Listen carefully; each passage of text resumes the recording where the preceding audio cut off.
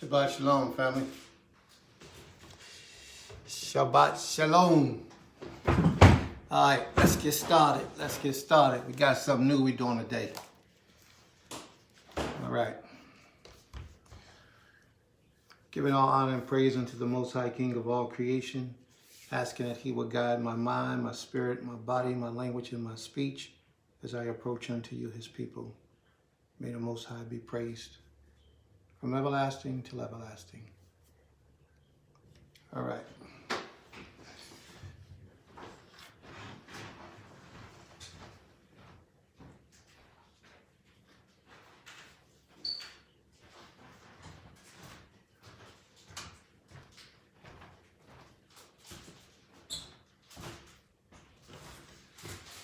Shabbat Shalom, family. All right, let's get started. We got a lot to talk about today. The topic on the floor today is marriage and the many different assets or facets of marriage. It's going to be a very interesting topic. So you might want to take the time to go out and share with everyone you think that may want to know or hear or participate in this conversation today. It's going to be very, very interesting. Very interesting. So we're going to get started. You know, we don't hang around and wait for those people who don't want to show up on time. We get started at 12 o'clock prompt to the best of our ability whenever we have the opportunity to do so. So may the Most High be praised from everlasting to everlasting. Now, I got a little lesson prepared. Got a little write-up that I did this morning. Actually, it's a copy and paste from different places that I searched out information from pertaining to marriage. Now what we're going to do is we're going to delve into marriage from different perspectives. We're not going to specifically stick to the Hebraic thought and the Hebraic way of marriage. I'm going to do a lot of reading today. And I want you to type in your questions and everything that you have that you want to know about. Any questions, concerns that you may have, type them in. We're going to do a lot of reading. We're going to talk about marriage from different perspectives and not just the Israelite perspective. We're going to talk about concubinage. We're going to talk about polygyny. We're going to talk about a lot of things pertaining to marriage. Okay? So we're going to get started. May the Most High be praised forever and forever. There was a code that was in place many years ago by the Babylonians. Babylon had an ancient ruler. His name was Hammurabi. And Hammurabi put in place a whole lot of different laws that are very similar to the Ten Commandments. They call the Code of Hammurabi. And Hammurabi was the governor or the commander of Babylon in the ancient days. And Hammurabi sat down to decide how he was going to bring his people closer together. And one of the ways that he utilized to bring the people closer together was that they had to all abide by a common law. They had to have rules and regulations in place that would allow them all to be governed by the same law, thereby giving them power, organization, and strength, something that we today fall short on. So Hammurabi came up with what we know as today the codes of Hammurabi. And one of those codes is the 146 code, and it deals with the concubine. And I want to talk about that. A lot of people have a problem with concubine, and when we say you're a concubine or we introduce you as a concubine, in today's world, that's a disrespectful term. In the ancient days, it wasn't so disrespectful. In today's term, to be called a second wife or classified as a second wife gives somebody a bad feeling, you know, as if she's not good enough or she's second grade or second quality, and that's not what it means at all. A lot of times, the first wife, being westernized in her mind, has a problem with people on her job or in her association that don't live the Hebrew lifestyle to hear that she has a co-wife. So we have many issues that affect our people in many different ways. And a lot of times people can't take that pressure. They can't take that ostracization from other people who we have to be with every day in the midst. Oh, sister, you got a sister wife? Yeah, I do. You share the Western culture is not in favor of these types of things. So when you have a Hebrew woman that's living in this lifestyle, but yet indulge herself every day back and forth, like she may have a job where she goes out every day and she's dealing with people who are the Western lifestyle or the Western mind state, and she builds a relationship with these people. The more they get to know her, the more the personal they get into her own personal life. So they hear about her sharing her husband with another woman, and automatically they got to get her some therapy. They got to get her some help. They got to do all these different type of things to break up that happy structure that she had prior to the Western mind state being influenced in her behavior. And it happens quite often with our people today. Concubinage is another term very similar to that. A lot of people have taken the point of concubinage and made it into something that it really is not. It's really not a bad thing. But you have a lot of sisters right now, I'll never be a concubine. Ain't nobody going to make me a concubine. First, you started off with being a second wife. Oh, I'll never be a second wife. Ain't nobody going to make me a second wife. Then they go from there to the level of concubinage. And you say, well, sister, I don't want you as a wife. I want you as a concubine. And we really don't understand what a concubine is. A lot of brothers use the term just so that they can get women so that they can sleep with and take advantage of in many ways, and ain't really got to do much for. So a brother would stand up quick, oh, I got a concubine. Oh, this is my concubine. In reality, don't even understand what a concubine is. So we're going to talk about this, and we're going to talk about a lot of different relationships that take place in the midst of our people. But we're starting off with the Hammurabi Code, Code 146 of Hammurabi. If anybody goes to your computer, you can always pull that up. Hammurabi is spelled Hammurabi, and it's Hammurabi Code 146. We're going to talk about some interesting things, family. So go out, share your friends, bring your friends, share to your page. Do it as many times as you can so we can build up this audience so that we can talk to the world as we speak today. Because we're going to have a lot of things covered today, especially the things that anyone that's trying to develop their lives to get closer to the Creator in a more uniform and harmonious way, in the way of nation building, in the way of community living, in the way of building and structuring in the fastest way possible, this is what we're into today. All right? We're going to deal with that too, sis. Believe me, we're going to get into that. But I need to start where I need to start. And where I need to start is to get you familiar with the terminology and why we do what it is that we do. Okay? Hammurabi says, if a man takes a wife and she gives this man a maidservant as a wife, and she bears him children, and then the maidservant assumes equality with the wife. Now that's based on the man's determination. Right now we're talking about a concubine. Because she has borne him children, her master shall not sell her for money, but he may keep her as a slave, reckoning her among the maid servants. Now we're going to read a little bit about a maidservant today in the scriptures. We're going to read that in the book of Exodus. Exodus, the 21st chapter. It's going to talk about a maidservant and what's required of what we call a maidservant. Her duties, her responsibilities, and what she has to do. But we're going to also read about the man's duties and the man's responsibilities, even when the man changes up the scenery and wants to take another wife. Now let's deal with that now. We're going to go there now. Okay?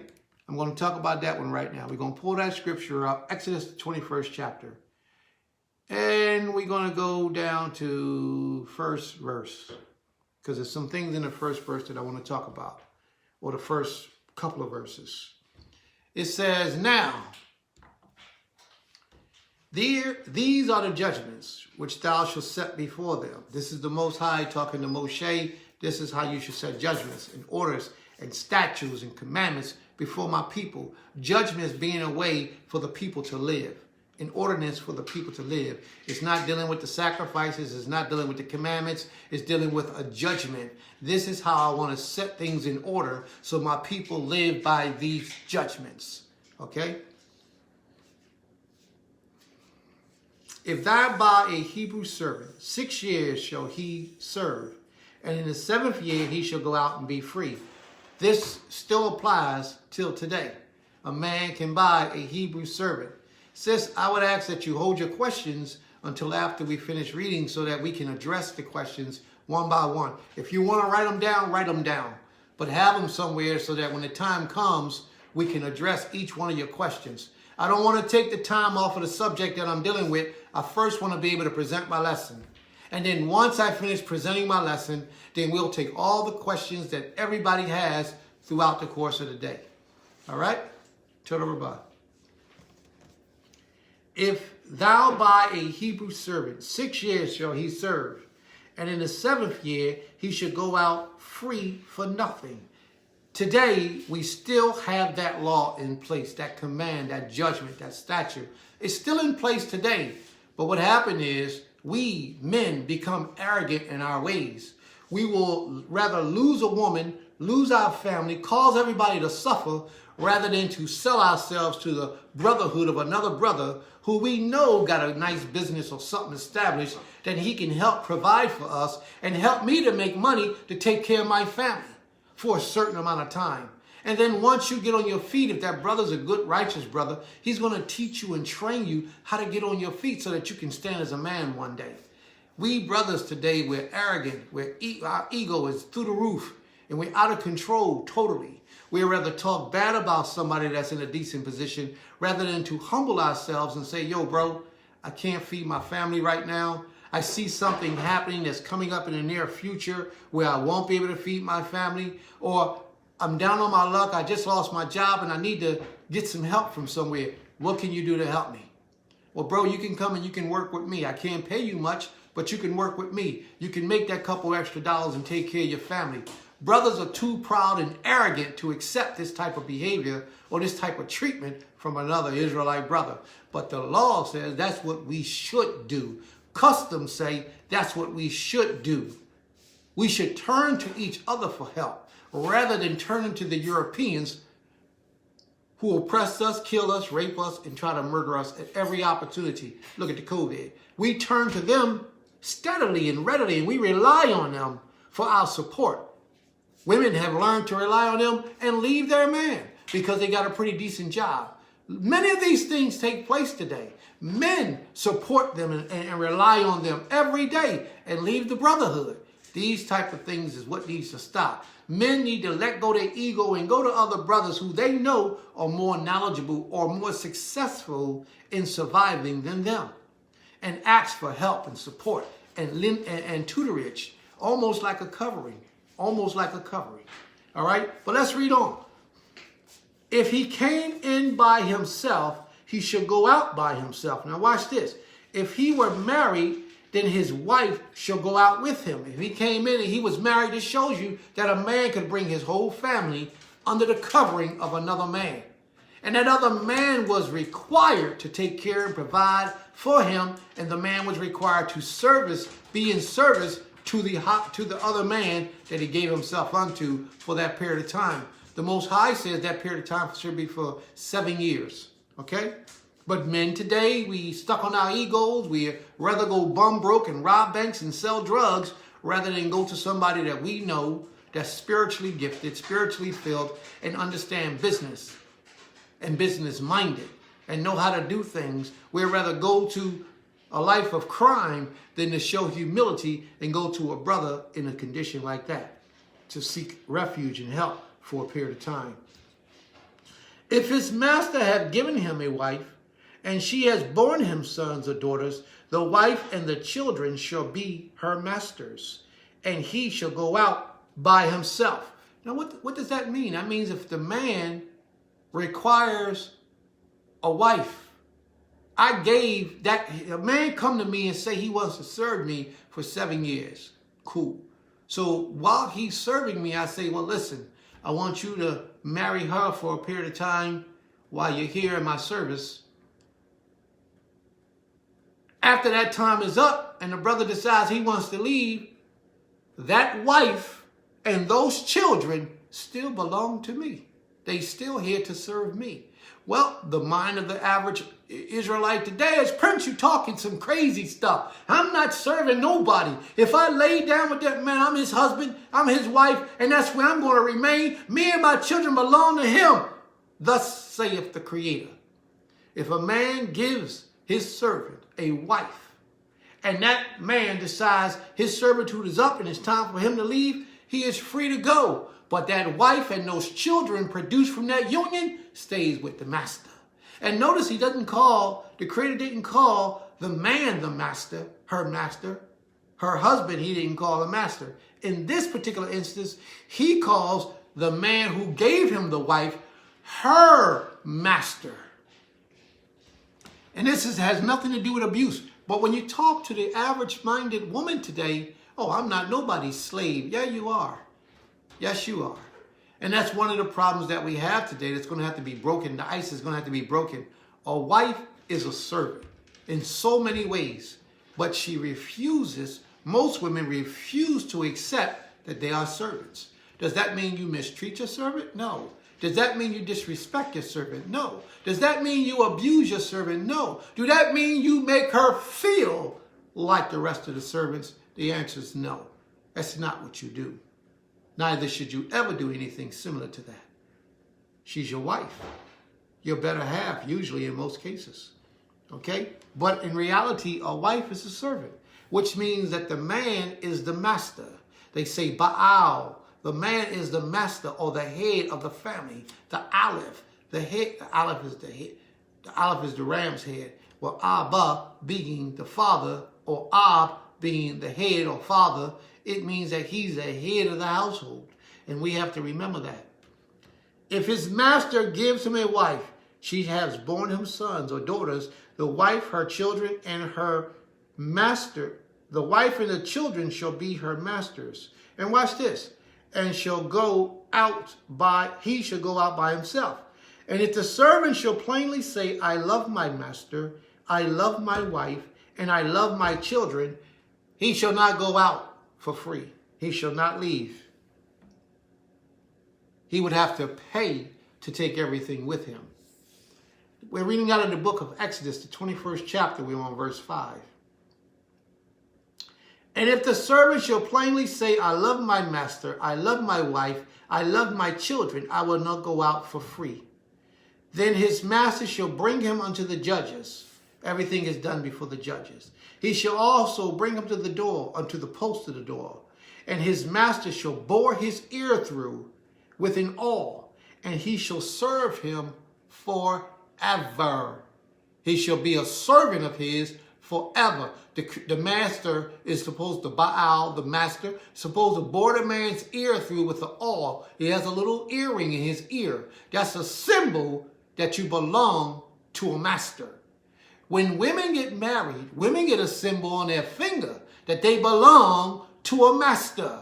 When a woman gets married, what happens is she loses her last identity and she takes on a new identity. She loses her last name. When she had her last name, it showed that she belonged to the father who gave her that last name. That's the way it's supposed to be. A lot of arrogant women today will give a child that not the baby's last, not the father's last name, but her own last name. And it'd be a totally different last name because they wasn't married. She really don't know who the daddy is. There's so many situations around that, but it takes place. But the reality is that you are supposed to have your father's last name. And when a man takes a wife, that wife is supposed to take the last name of her husband. That's how it is supposed to be. But with the mind state we got today, we off in left field, we do a whole lot of sideways stuff. You know, the women have gotten so arrogant today, they get to the point, not all women, some women. And you might want to run from this video right now. I actually don't run, but if you choose to run, I can't stop you from leaving. Leave! But if you want to hear this truth, you want to hear the message, and you want a greater understanding than what you had before you came, then I would advise you to stay. Because we're going to be dropping some serious jewels today. I'm not being lenient with my tongue for no woman, and I'm not being lenient with my tongue for no man. They all going to get it today. But my intentions is to elevate you in your understanding, to teach you how to get closer to the great King, the master of all creation. That's my desire. And at the end of these lessons, prayerfully, Creator willing, will be able to elevate your understanding of truth, your understanding of life, your understanding of reasoning and rationality, and you'll also understand a lot better where your place is in the earth as a wife or as a single woman. There's a difference. Okay? So let me continue on. If the man sells his daughter to be a maidservant, now I had to look that part up. If a man sells his daughter to be a maidservant, now, I had to look that up because it was some things that I had to check out. Raki, Ramirku, Ish, Et, Beto, Lima'an, Lamazo, Lo, Tidzak, Kizat, Ha'ivdaim. That's not the portion that I'm looking for. But if a man sells his daughter to be a maidservant, she should not go out as men servants do. Now, that portion is very important.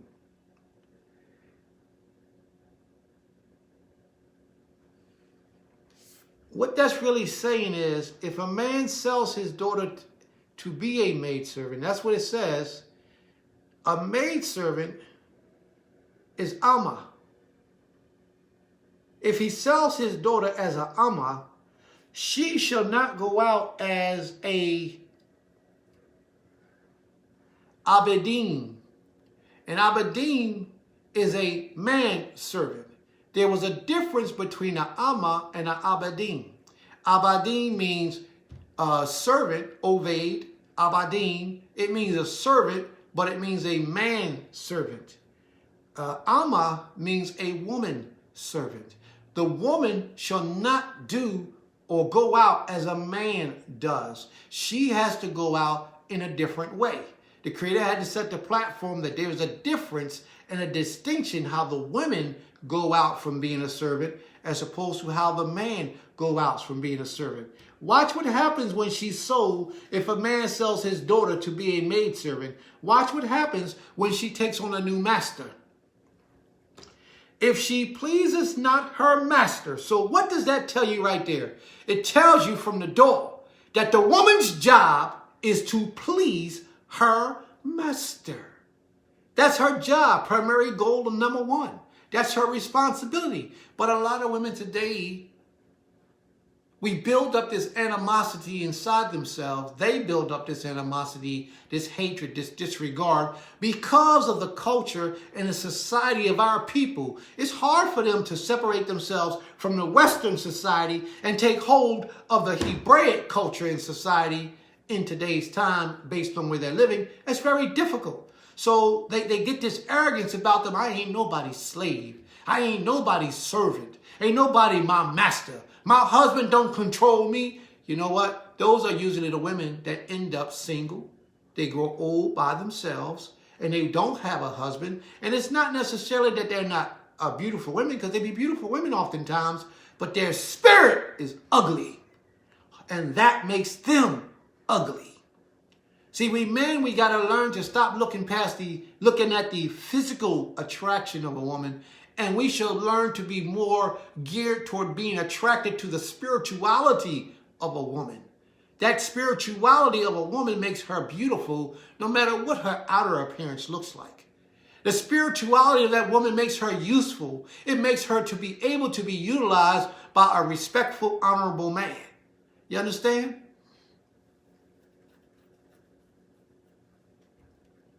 And a lot of people has to understand that. But a lot of people don't. It's the spirit of the woman that makes her beautiful. And if a man sells his daughter to be a manservant, and she shall not go out as menservant do, if she please not her master, who has betrothed her to himself. Now, if he takes her to himself and she's not pleasing to him, because that's her first responsibility, is to please him. And if she's not pleasing unto him, then then shall he let her be redeemed. He may redeem her, let her go. But watch how he lets her go. To sell her unto a strange nation, he should not have any power, seeing he has dealt deceitfully with her. He has taken this woman as a wife. He had the expectations of being her husband. But then he found out that she wasn't pleasing. She didn't have a good spirit. So he let her go. He can't just let her go to anybody. He had to actually take her and let her go to somebody of the Hebrew nationality. That's how he was supposed to do it. Okay? He couldn't sell her to any other nation. Now, this was a maid servant that was purchased, like in the form of a dowry or in the form of an exchange, because the father of the woman was on hard times, or however it was. She was paid for, she was purchased. But I want you to pay attention to this because it's very important when we get down to the end. And I'm in Exodus, the 21st chapter, verse 9. And if he had betrothed unto her, unto his son. Now, if he took this woman and he didn't take her for himself, he actually took her for his son. A lot of men will go out and pay for women, pay the dowry of a virgin, or buy slave women, captive women, or Hebrew women, and they will present them as a gift to their son when they felt their son was of age. Okay? They will present the women to their son for a wife. If he have betrothed her unto his son, he shall deal with her after the manner of a daughter. If he has taken another wife, now if he didn't betroth her to his daughter, he didn't betroth her to his son, but he actually took her and made her a wife now. Now, if he has taken her as a wife, now she was just purchased as a slave. You follow what the Most High is saying. Higher up, he purchased that woman from her father or someone who had authority over her. He purchased, paid money, Kesef. He paid money for that woman to come to him. He had 2 or 3 options. He could take the woman, be pleased with her. He can take the woman, not be pleased with her, and give her to another man. Or he can take the woman and have brought her for his son. Those are 3 options that he had that he was able to give that woman to his son. Now, let's say he took the first option. This is where we're picking up now. He took the woman, the slave girl, and he made her a wife. He brought her in. He said, you're pleasing to me. I purchased you. I paid for you. And now I want to be able to make children with you and cohabit with you and provide with you. So you're my wife now. She now becomes known as Isha. Okay?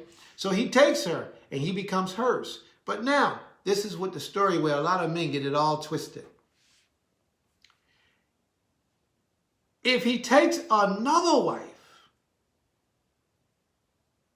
the first wife's food, clothing, and her duty of marriage shall not diminish. Now, I want to cover that. If the man takes another wife, he's able to have, every Hebrew man is able to have more than one wife.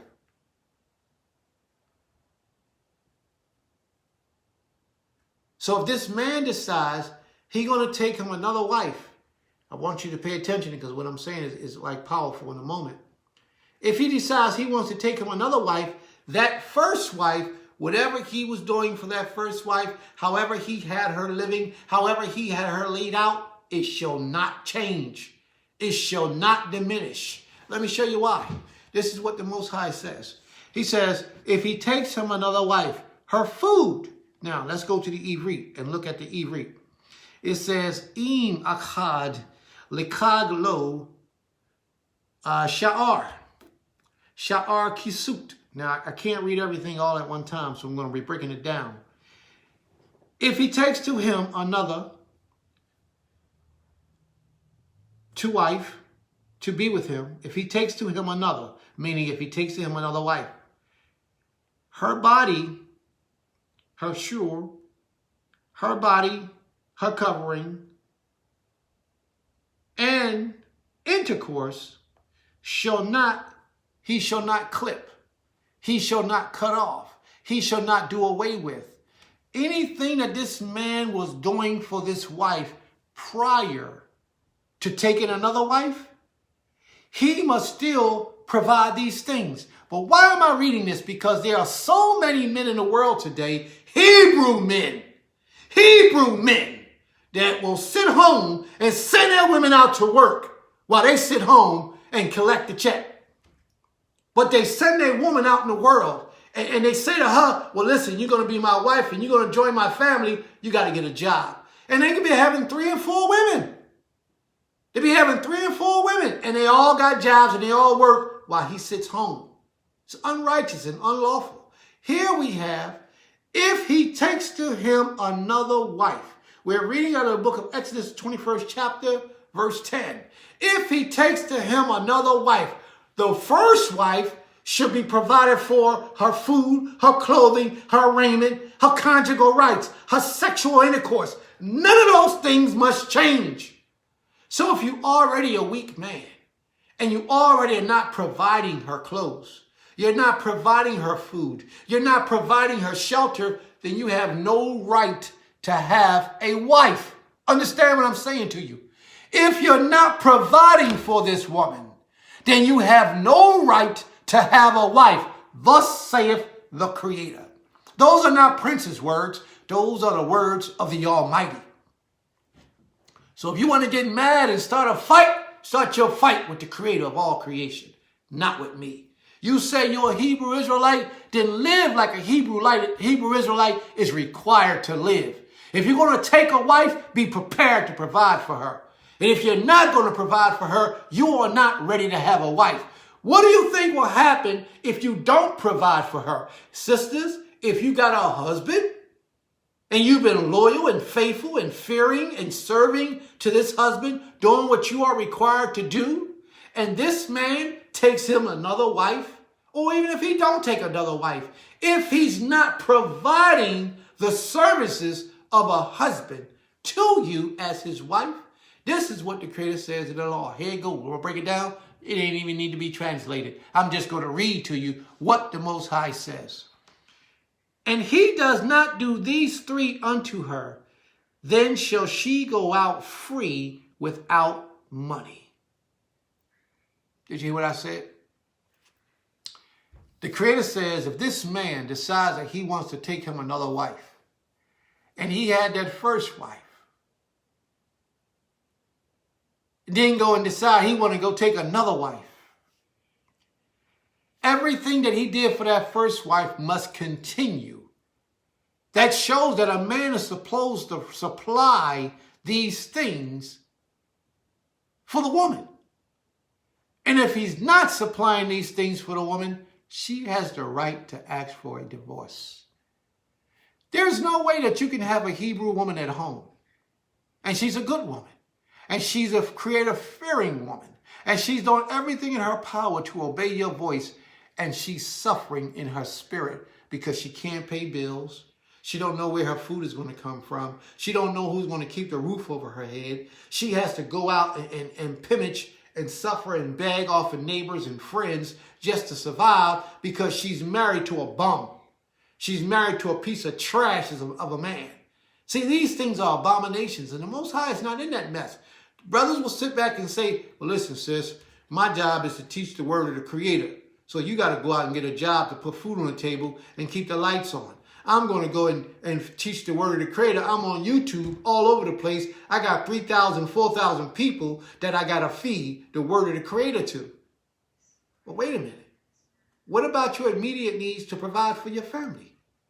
Because that's what the Creator has here laid out in the scriptures, that a man's job is to provide for his family first before he does anything for anybody outside of the house. But you got a lot of women.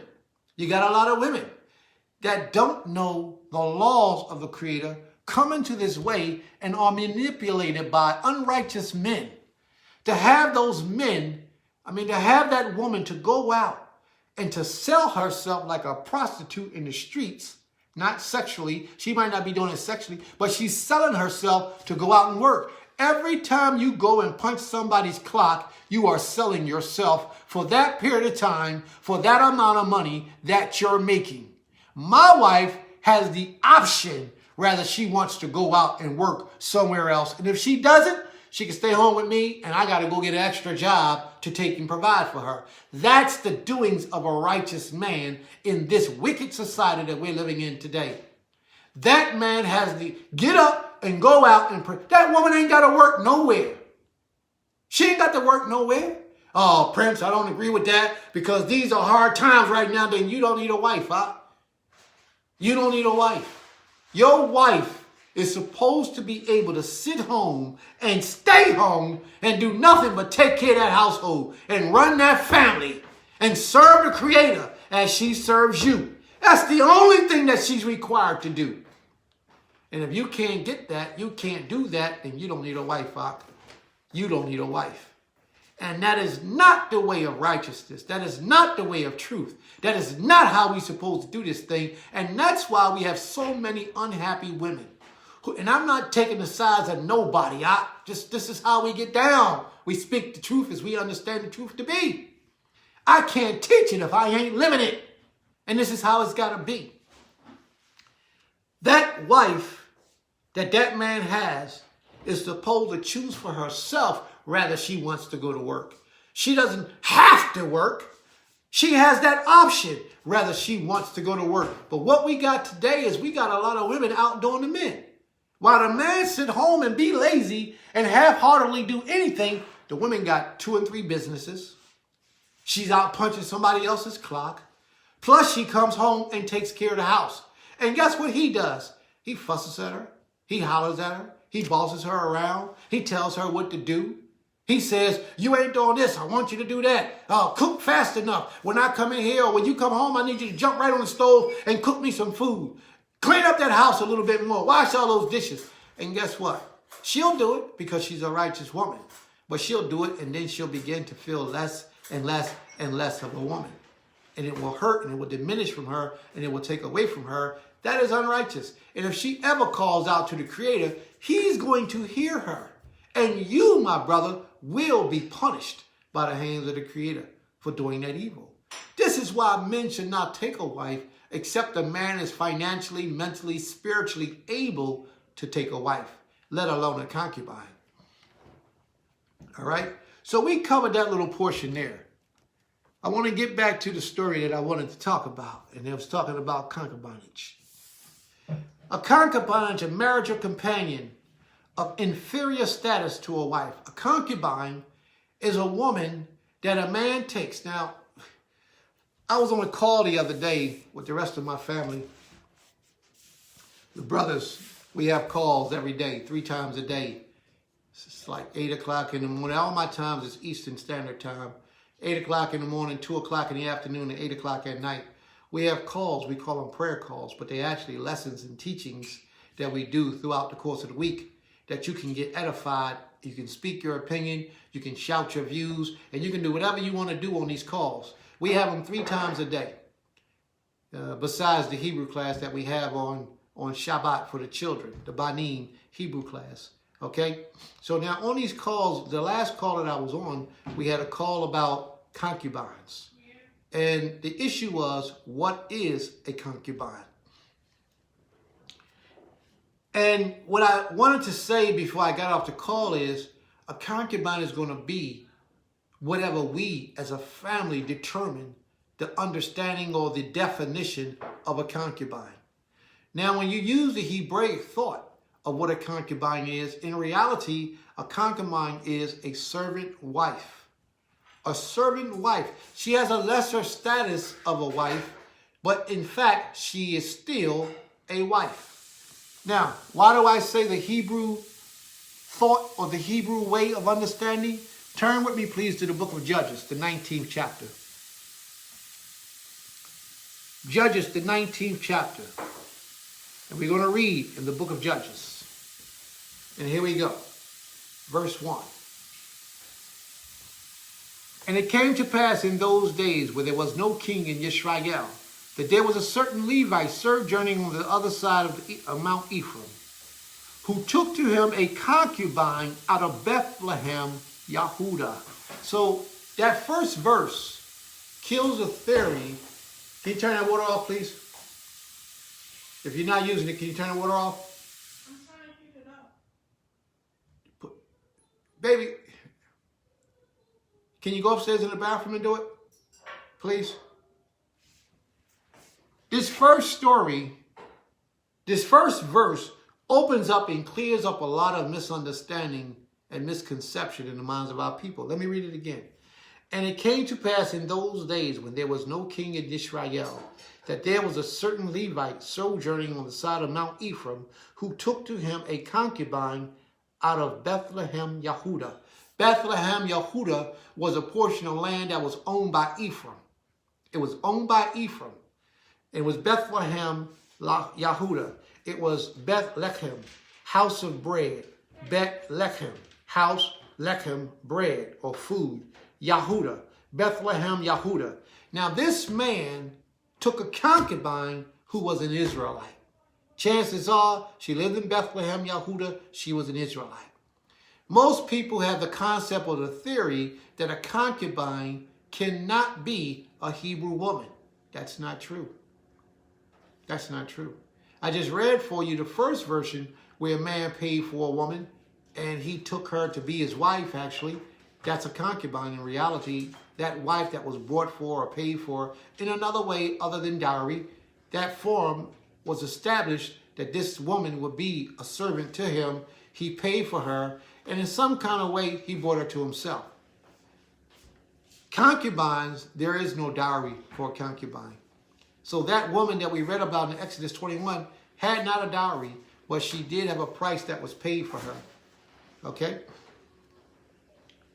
So he took to him a concubine. Now remember, keep in your mind, this is a Hebrew woman, or possibly, large possibility, that this is a Hebrew woman, but he took her as a concubine. It doesn't say wife. Now let me read the word in Hebrew to make sure it says concubine. Okay, yes, it says concubine.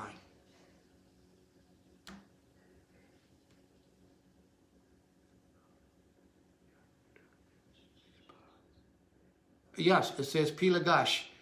Pilagesh, that means concubine. He took to her as a concubine. Let me just make sure we write on those terms.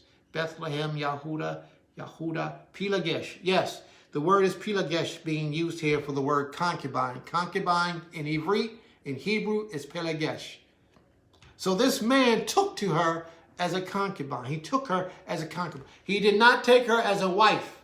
It doesn't say Ishti or Ishto, that he took her to himself as a wife. It doesn't say that. It says Pelagesh. It means that he took her, and it says Pelagesh, because he took her as a wife, as a concubine, not as a wife, as a concubine. And then the next verse says, and his Pelagesh, and even in Ivrit, it says Watizah, Aliv, Pelagesh, Pelagesho. It says Pelagesho, which means his concubine. So the next verse even substantiates the first verse, that he didn't take her as a wife, he took her as a concubine. So let's read on. And his concubine paid the whore against him, and went away from him unto her father's house to Bethlehem, Yehudah, and was there for 4 whole months. Now watch this. And her husband arose and went after her to speak friendly unto her, and to bring her again, having his servants with him, and a couple of asses. And she brought him unto her father's house. And when the father of the damsel saw him, he rejoiced to meet him. Watch what it says. And his father-in-law, why is it calling him the man's father-in-law if a concubine is not the man's wife? Think. If a concubine is not a wife, as a lot of people want to teach, why does the scriptures call the man's concubine his Pelagesh? Why does it call Pelagosho? Why does it call her his husband and her father? Why does her father call her husband a father-in-law? And his father-in-law, the scriptures call that man's, her father, a father-in-law. Let's see what the father calls the husband. And the damsel's father retained him, and he abode with them 3 days.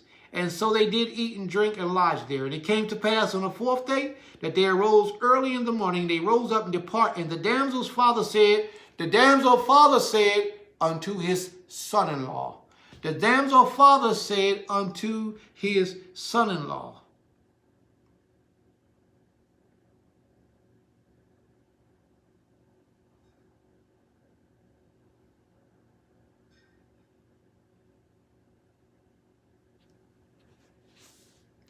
Now, the word for son-in-law in Hebrew is hateno. Hateno or hatan is son-in-law. Hatan is son-in-law. So hateno means his son-in-law. So again, they're making reference to a man who has a concubine being the son-in-law of her father. If the concubine was not his wife, then he wouldn't be called the son-in-law. He would be called the master of the woman. You follow what I'm saying? He would not be called the son-in-law. So a lot of people take concubinage as if a concubine is not a wife, and a concubine is a wife. A concubine is a lesser wife, but she's a wife indeed. So sisters, when a man says, I want to make you a concubine, don't always think that that's such a negative, derogatory thing, because it's not. It's the way that the people of the world see it today and try to make it or portray it to be a negative or derogatory thing.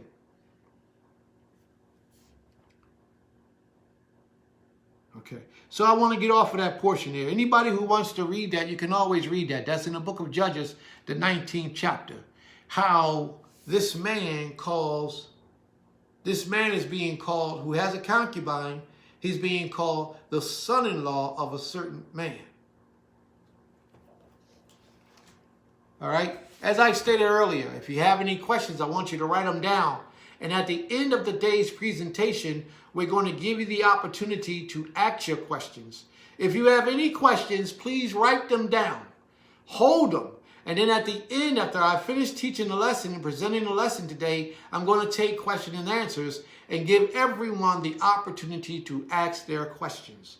I do not want to lose the rhythm that we have today, because this lesson is extremely important to our people today, to our development as a nation today.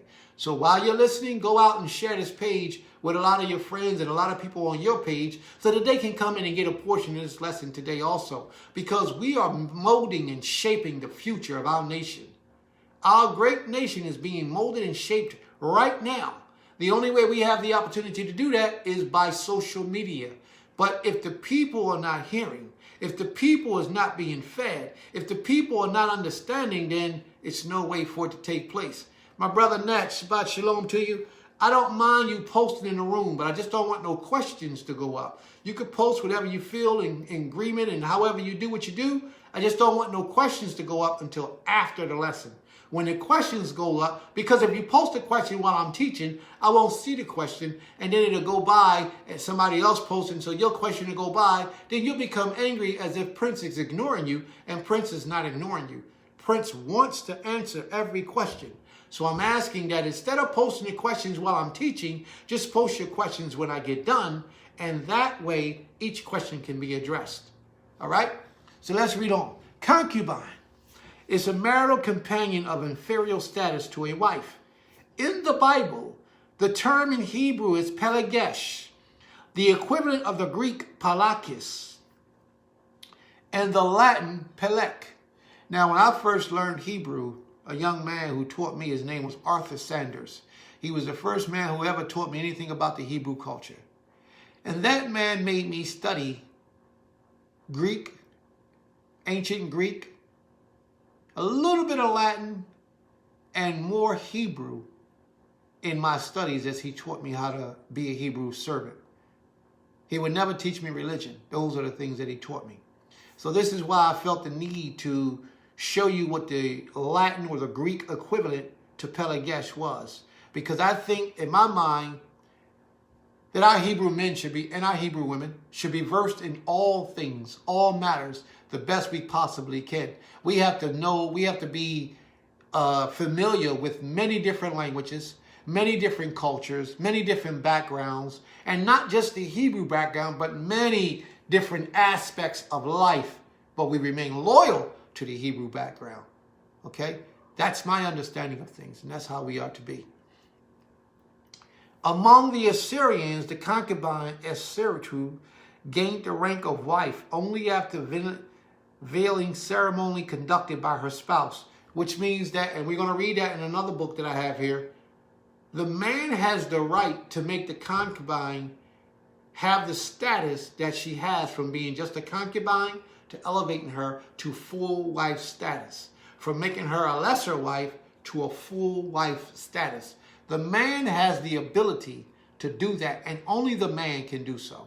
I haven't read where anyone else has that ability. It has to be the man's decision. So if he's pleased with her in such a manner, he can eventually take her from a concubine stage to a wife stage. And that's very important. Okay? If he so choose to elevate her, Syrian code A41. So if you type in the Syrian code A41, then you'll read that law. The legal formalities, if any, are not described in the Bible. A concubine did not always reside in the household or home, but such was not the general rule. Her spouse was called the son-in-law, or her father, of her father, who was the father-in-law, Hote. Therefore, Hatan is son-in-law, Hote is father-in-law. Therefore, the concubinage relationship could partake on many aspects of a regular marriage. Two famous concubines are mentioned in the Bible.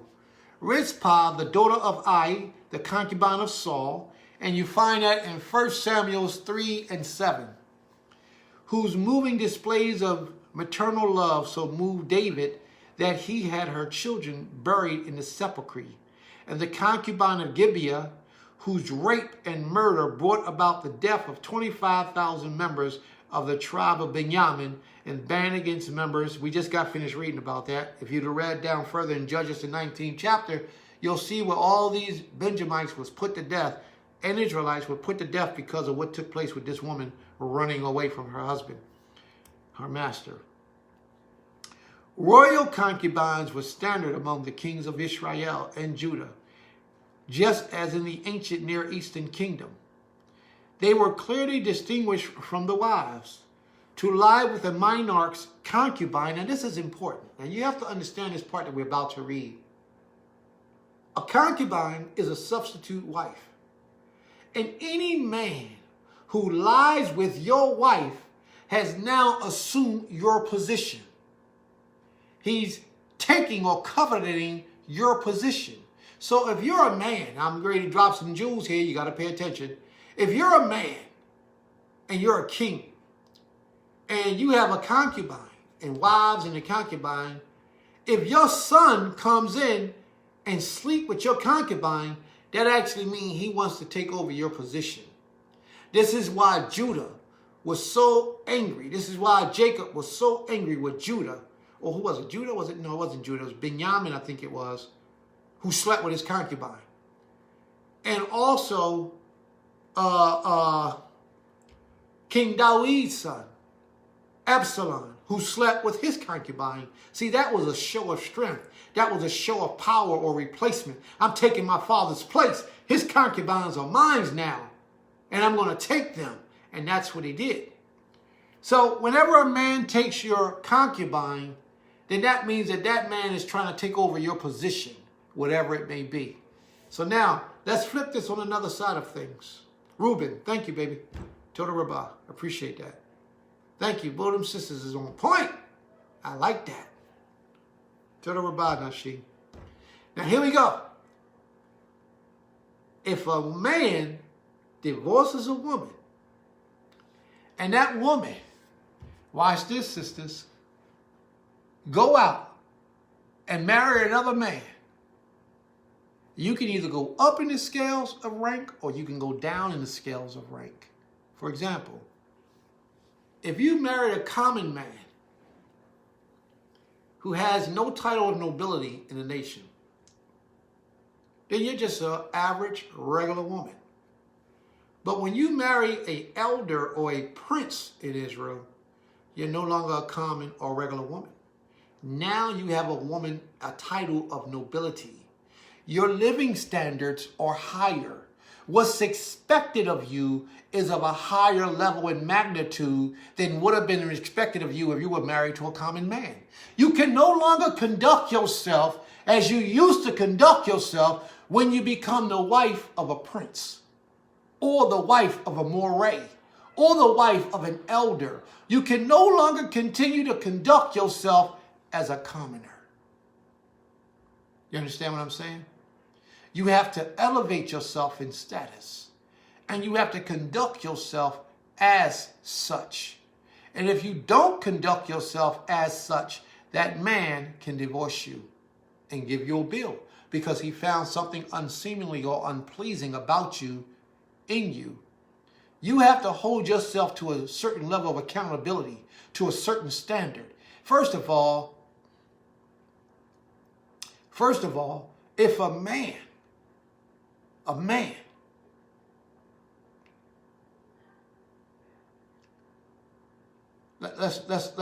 leave that alone. Let's get back to the portion. See, now you threw me off with that one, man. You threw me off with that one. But okay, let's get back. The same concepts, okay. They were clearly distinguished from wives. To lie with a monarch's concubine was tantamount to usurping of the throne. If you lied with the king's concubine, that was paramount to usurping the throne. For this reason, Abner took Rizpah. The same concept stands behind Ahithophel's advice to Absalom. Remember Ahithophel, the priest? He advised Absalom to go in and to take King David's concubines. In 2 Samuel 16, I believe it is. And Adonijah's request to Abishag the Shulamite. Remember Adonijah was trying to be king, and Solomon was already trying to be king or took on the kingdom. And then Adonijah go get Bathsheba to ask Solomon for kings, for David's wife, ex-wife to marry. After David died, he tried to take his wife to marry, the last woman that he married. And if you remember correctly, King Solomon's response was, will he ask for the kingdom too? Because that meant that if he took my father's wife, that meant that he was the king. So what does that mean about a woman? That means once a woman marries a man of nobility, she becomes a portion of that nobility. You follow what I'm saying? So women, if you marry a prince, that elevates you to a higher level, a higher standard. This is the culture of our people. If you marry a moray, that takes you to a higher level within our people. If you marry a zaken, that takes you to a higher level within the midst of our people. And none of that matters what your age is. None of that matters anything about your age. It has everything to do with the man that you married. So you remember in the book of Isaiah, the 4th chapter, the 1st verse, where it says, in those days 7 women shall come to one man, saying, let me be called by your name to take away my reproach. This is a glimpse of what it means. She could have been a woman that was known throughout the community as a not so good woman. But when she married a high-ranking official, she became a high-ranking official woman. The woman can even hold the rank after your death. After you depart, she can still maintain that position because she is what she is. Now, if she got divorced, then she go back down because that means she couldn't hold that rank. She couldn't hold it. But if she maintained that throughout your life and you passed away, the Creator forbid He took your life, that woman is still known as that in the nation.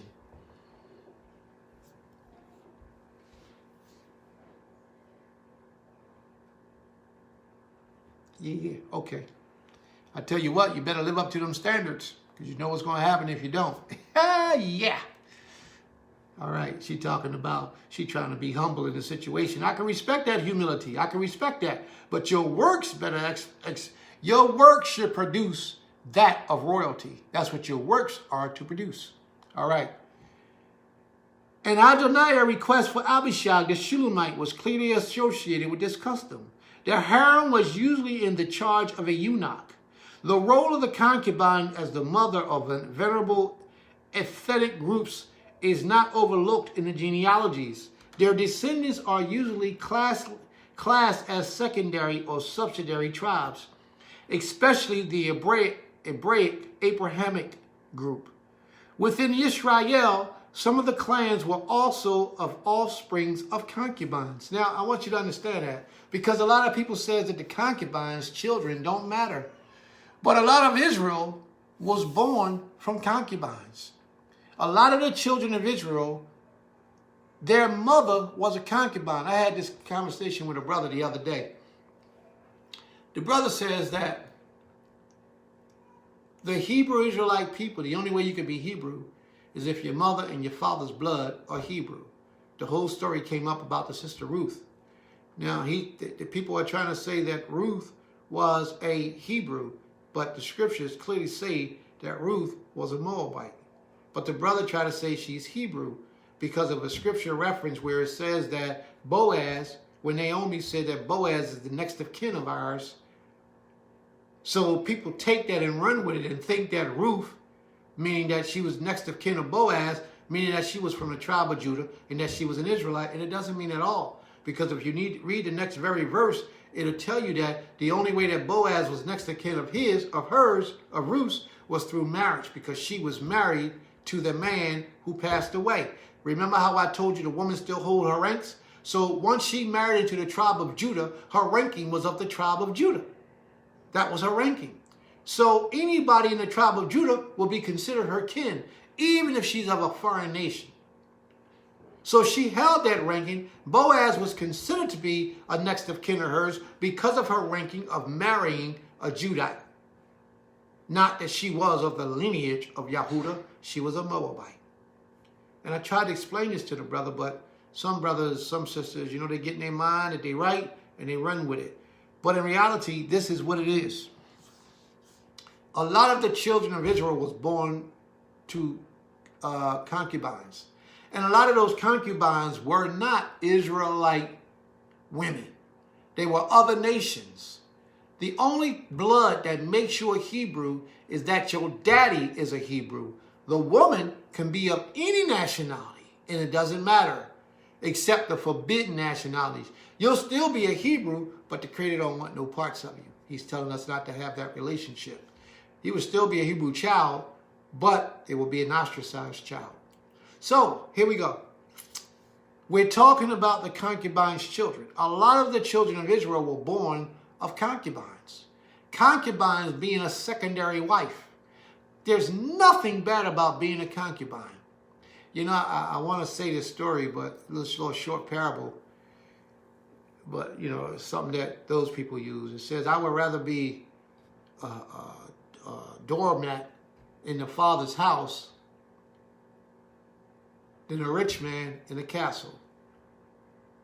If you understand that parable. In the Creator's house, I'd rather be a doormat than a rich man in a castle in the Western man's world. What that means is that to be included with righteousness would mean more than being filthy and recognized as wealthy in the outside of righteousness, living an evil life. So as you live in righteousness, any man should open his door up so that a woman would want to be a part of his life because she sees the righteousness within him. She sees the way that he conducts himself, how he lives his life, that righteousness emulates from within him. Give me a break, please. Just 1 second. I want to grab me some water real quick, and we're going to get back to the roles of the concubine.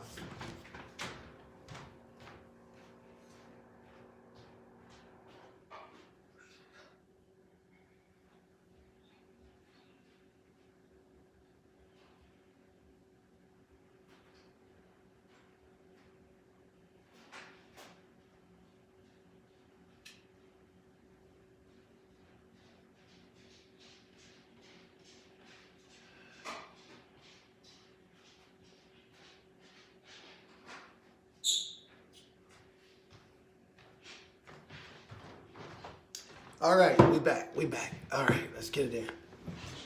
I needed that.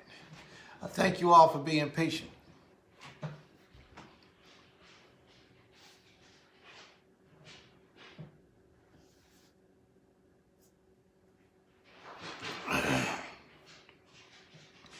In one instance, the term concubine is applied to a handmaiden, Amma, who had borne children to her mistress or husband. And you'll find that in Genesis 35. Such a relationship was usually established because the legal wife was barren. Sometimes the legal wife or the first wife of a man cannot have children.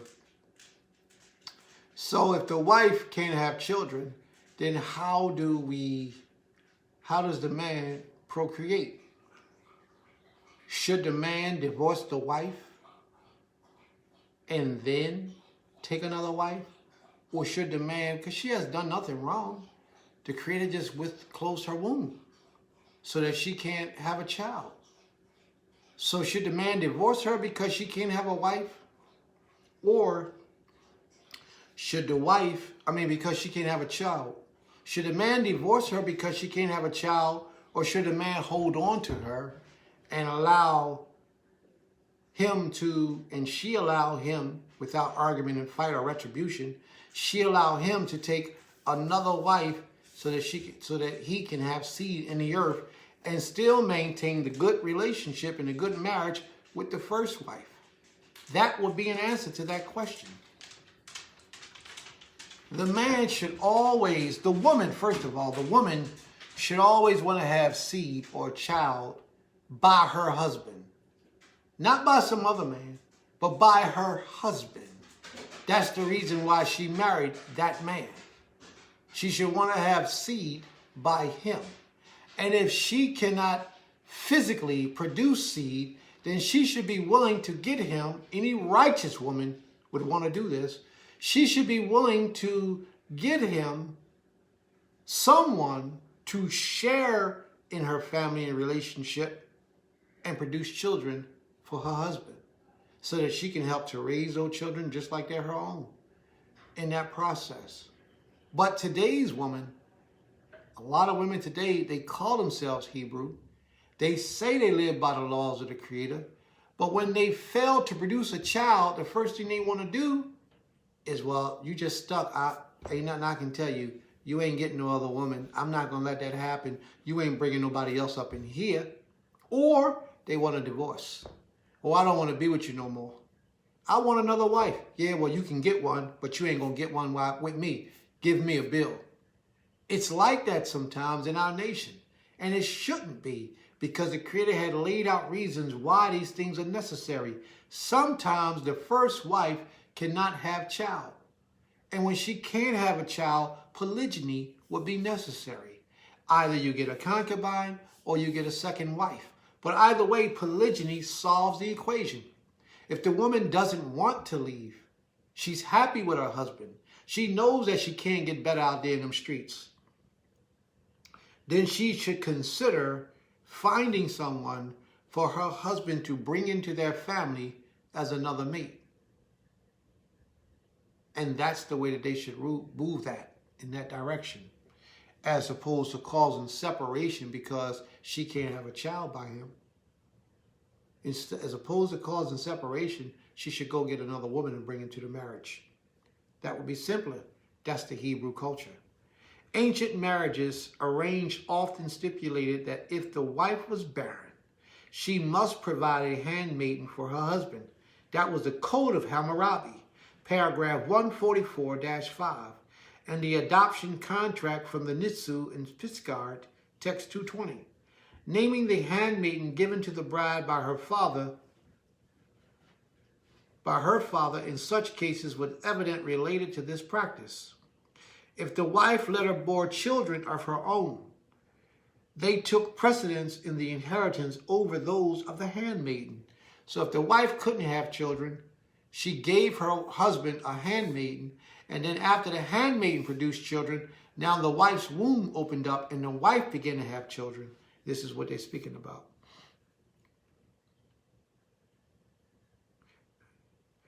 Although the later did receive a share, usually a condition of their father's hand grafted or granted them legal recognition, Code of Hammurabi.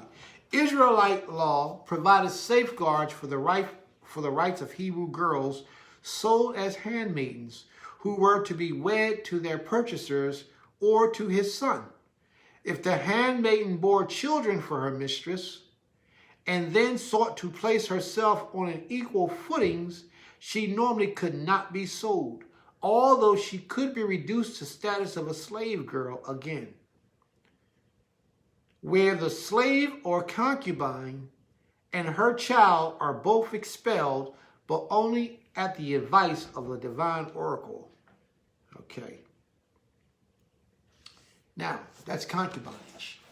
I want to look up the definition for the word concubine in my dictionary. Are we listening? Are we hearing?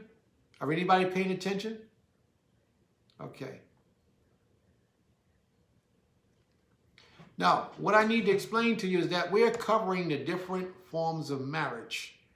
The different forms of marriages are what we're covering because a lot of people has a misconception of the duties and responsibilities of marriage. So we're covering at this particular time concubinage.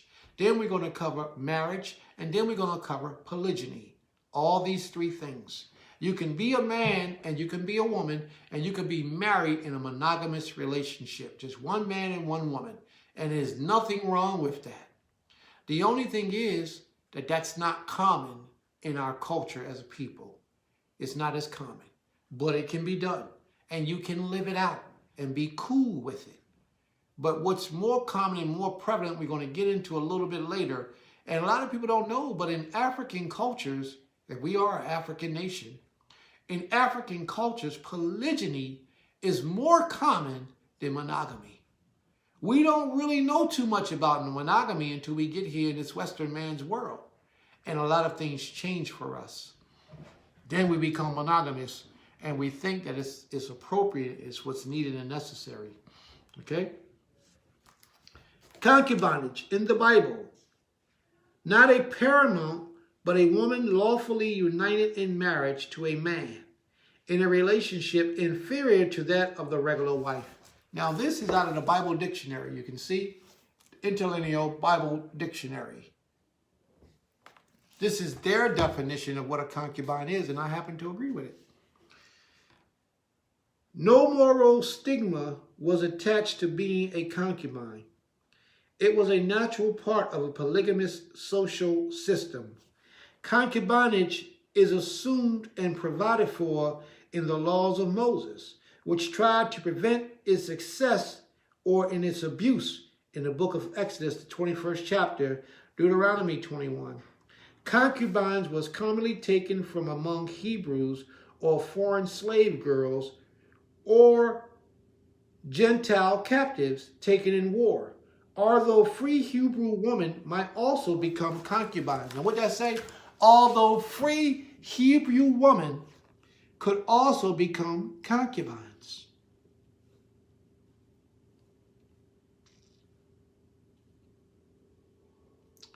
They enjoyed no other right but lawful cohabitation. They had no authority in the family or in their household affairs. Their husbands could send them away with a small present, and their children could, by means of small presents, be excluded from the heritage. And you'll see that in Genesis, the 25th chapter with Abraham. The children were regarded as legitimate. They are legitimate children, although the children of the first wife were preferred in the disruption or distribution of the inheritance. In patriarchal times, at least, the immediate cause of concubinage was the bareness in the lawful of the first wife, who herself suggested that her husband have children by her maidservant. All right? Now, that's a major move for a woman of today's time to suggest that her husband has a concubine if she's not able to produce. Now, this book is my Encyclopedia Britannica. See, a lot of people don't have these type of things anymore. We got that computer, and a lot of things are altered on the computer. So I like to use my encyclopedias. I have several sections, several volumes of encyclopedias where I go and I get a lot of the information, how things were before the man got on the internet and start changing things. A lot of people today use Vaseline. And when they go and research to find out why Vaseline is unclean, that information is hidden from you today. But if you look it up in some of these encyclopedias, you might be able to find why Vaseline is unclean. Okay? Now this portion, I know I said I'm going to get on marriage next, but I'm going to have to go to polygyny, because this portion of polygyny speaks about concubinage. It talks about the concubines. And since I'm in, my portion is on concubines, and it looks like I'm going to have to cut my lesson a little short and begin taking the questions. All right, that's what I'm going to do, because we've probably been on here for quite a while now, an hour and 17 minutes. All right, I'm going to start taking questions now. And then maybe next week I'll present portion number 2. Okay? So now we're going to open the floor for questions. If you have a question, please type it in the room, and we're going to address the questions.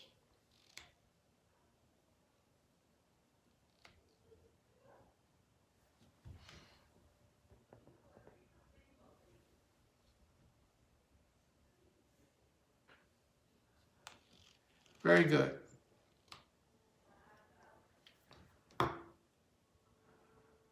All right, let's see what we have. Any questions coming up?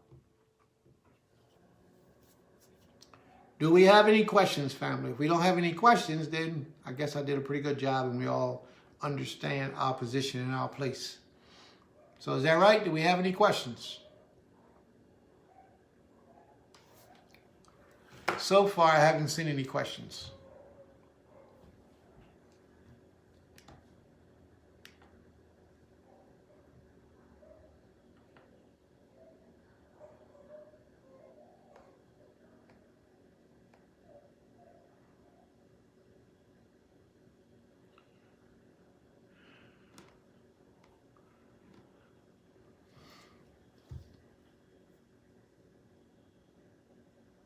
All right, Sister Kayela, you have a question?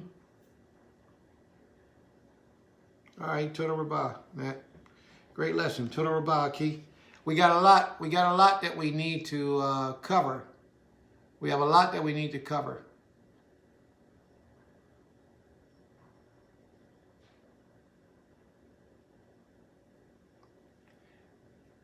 Sister Kayela, I think you said you have a question, but I don't see the question posed in the room. If you have a question, please put it up on the screen. No, I'm not going to scroll up. What I need you to do is post a question. You scroll up, copy and paste it, and repost it in the room. It's 1,000 posts up there. If you have a question, just repost it.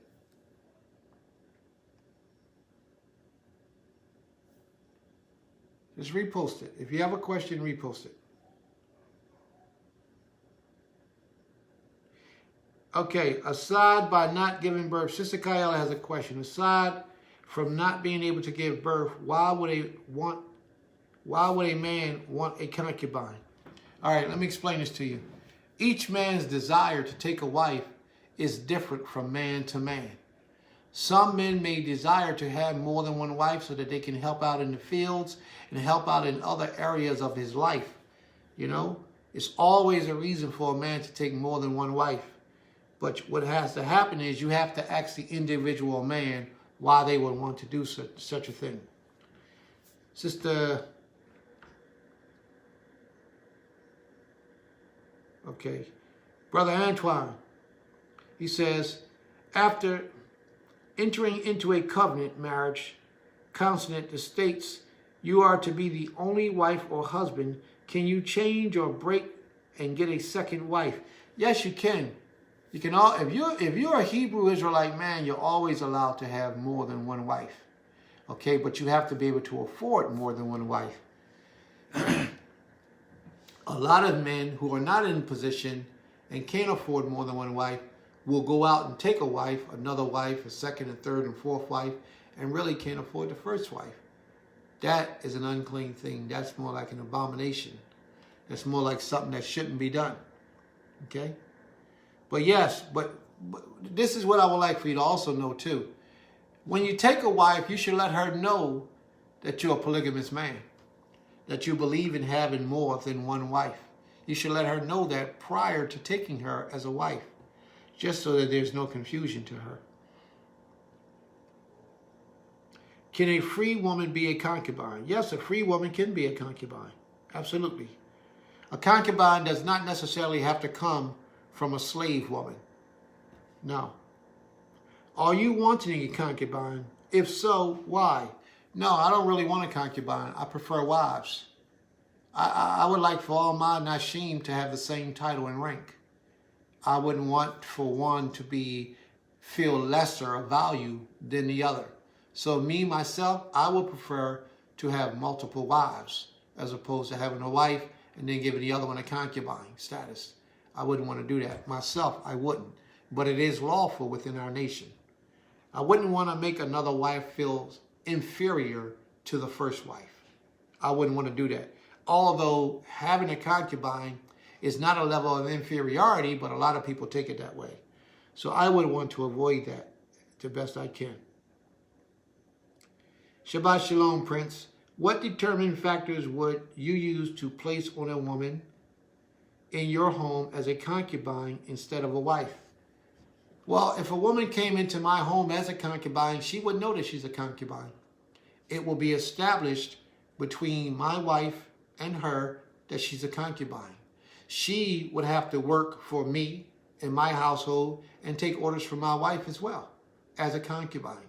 She would have to work to please my wife and work to please me and all of my nashim, but yet she understands that when things go down, she has a lesser value.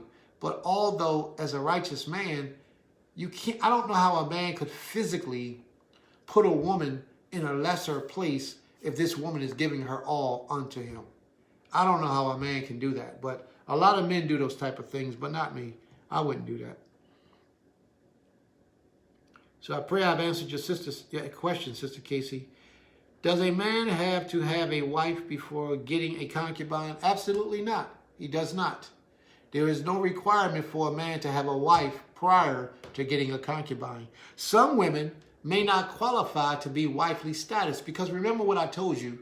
A man, when a man takes a wife, he has a title of nobility. That woman now assumes that title of nobility as well on the female side of the female version. Well, this man might have a woman that he want to have children with, but she doesn't have princessly qualities, or she doesn't have zikano qualities, or she doesn't have morah qualities. So he might take her as a concubine, take care of her, provide for her, and do little things for her, and have children by her, but not want to take her as a wife, because her personal image is not one of leadership. So that could be a reason why a man would do that. Okay.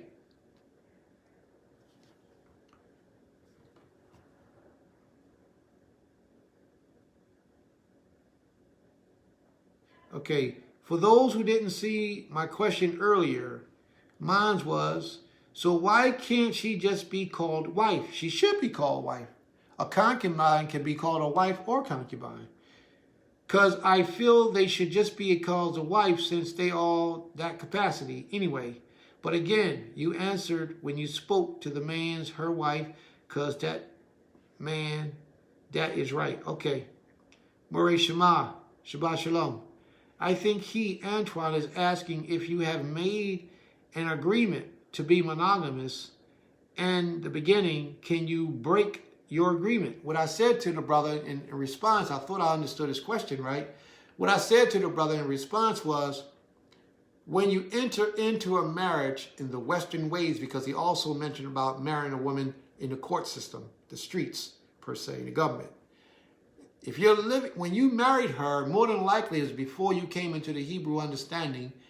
If you married her that way, more than likely it was before you came into the Hebrew understanding. So you have to explain to your wife that you have your Hebrew, you can take more than one wife. You should be frank with her before all that and let her know that these are your intentions. So if you've already done it, you came into the Hebrew way of life, she understands this, then you should let her know as well, this is what my intentions are. And she really shouldn't even argue with you, but she may, because most of our people are westernized and they really don't understand our culture. Although they claim they do, they really don't. So you would not be any violation as long as you spoke to your wife and you explained to her what's going on. You just understood this. This is not something that you just made up. You just came into the understanding of this. Although when you married her, if you promised to be to her, you promised to just have her, then you and her have to work that out. That has to be a conversation between the two of you. Okay. Is there a good reason for a woman to want concubinage? Maybe the woman don't want the responsibility of a full wife. Maybe the woman doesn't feel like she can walk around and look like a princess all the time, or she got a problem with her mouth. She don't talk or represent her husband well. So maybe she may want to be a concubine. I can never really say fully what that might be. Maybe her father needs some money and he wants to sell her off to a man as a concubine. That could be a reason as well. There's a lot of reasons for a concubine.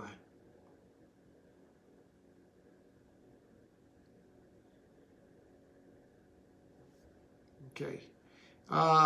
Then she shouldn't be having his children.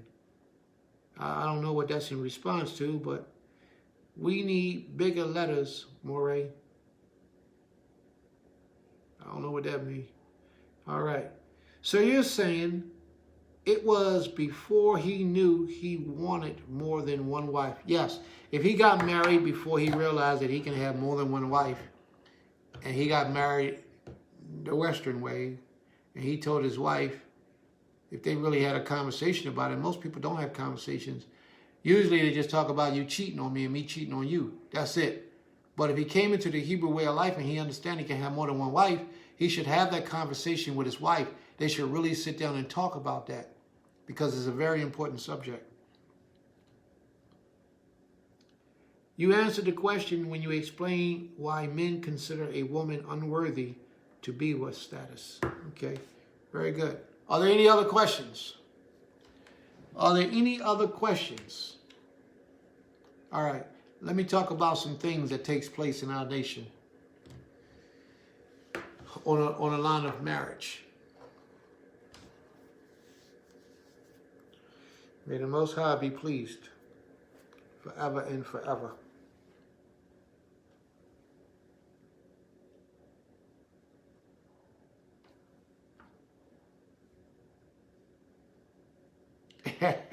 Yeah, sometimes I do. I have a hard time reading. You know, I know that's a little secret code. I know that. But I need to learn that code so I can get familiar with how you do things. One day, Creator willing, you'll sit me down and teach me those things. All right? So then I can be a better servant to you and I can understand you better. All right? Now, part of the problems that we have in marriages today, I didn't want to come out of the books. I had a whole lesson prepared in the books. So now I want to talk a little bit to you as a people. Because we have a lot of issues in Israel when it comes to marriage.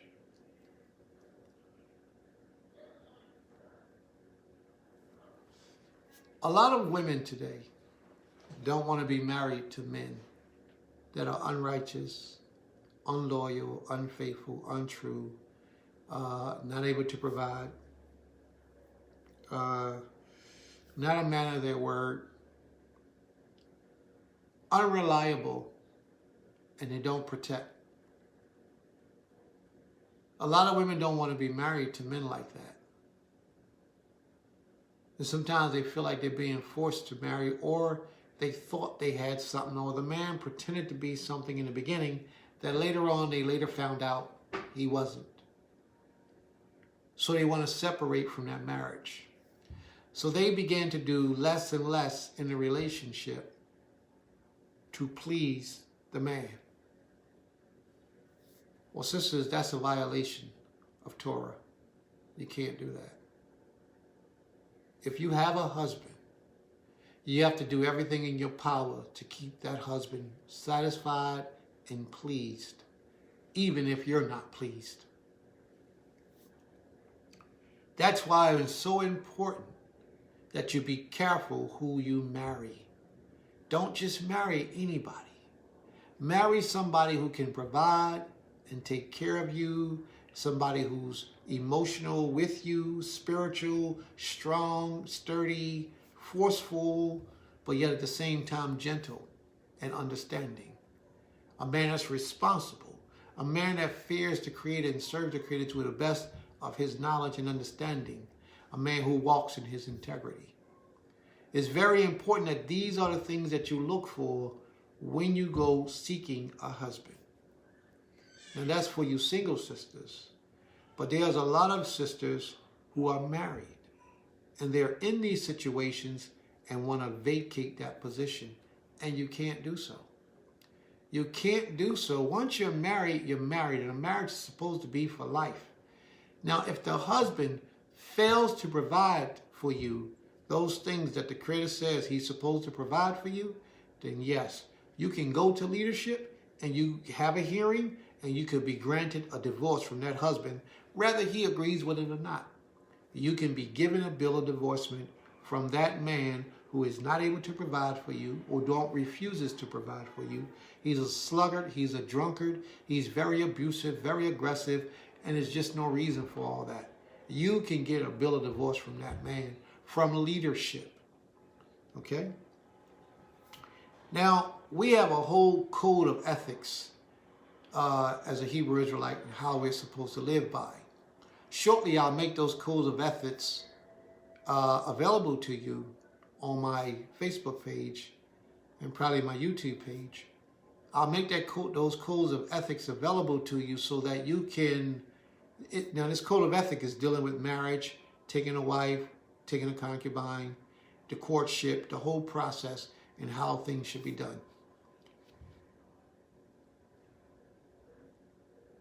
But in this code of ethics, what will be best for you to do is that when you want to divorce a woman, you do it publicly. You don't do it privately. If you're courting a woman, you do it publicly. You don't do it privately. You let it be known to people that, hey, I'm courting her. Because if that woman is out of order, somebody else may see her being out of order, but before you, she presents herself as being perfect. Somebody else knows that she's your covering, her covering, and you're courting her, that she's supposed to be a certain way, that they can come and help you to find out what's going on behind the scenes. All right? Not only that, so that nobody else is lusting after her, nobody else is wanting her to be their wife, and she belongs to you. So it's always best that if you're courting, you do it publicly. If you are married, it should be known publicly that you're married. Okay? So if you're courting, it should be known. If you're married, it should be known. And if you're single, you should make that known as well. Just so that a man can possibly have you as their wife, knowing that you're single. Is there a cultural proper way for a Hebrew woman to let a Hebrew man know she has interest in him? Okay, now, is there a cultural proper way for a Hebrew woman to let a Hebrew man know that she has interest in him?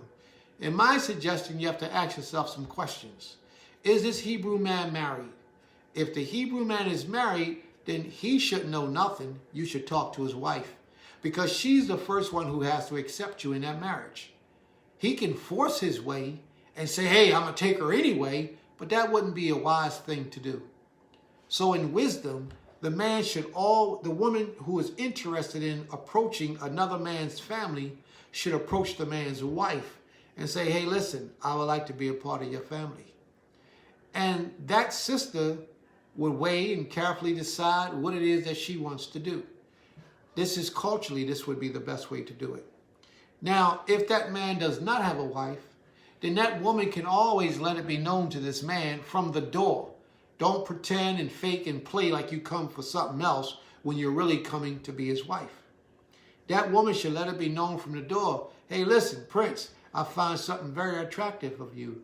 I like your spirit. I love your charisma, your charm, your good looks, your personality, your loyalty and dedication to the Creator, how you serve the Most High's people. I like that about you, and I want to know more about you.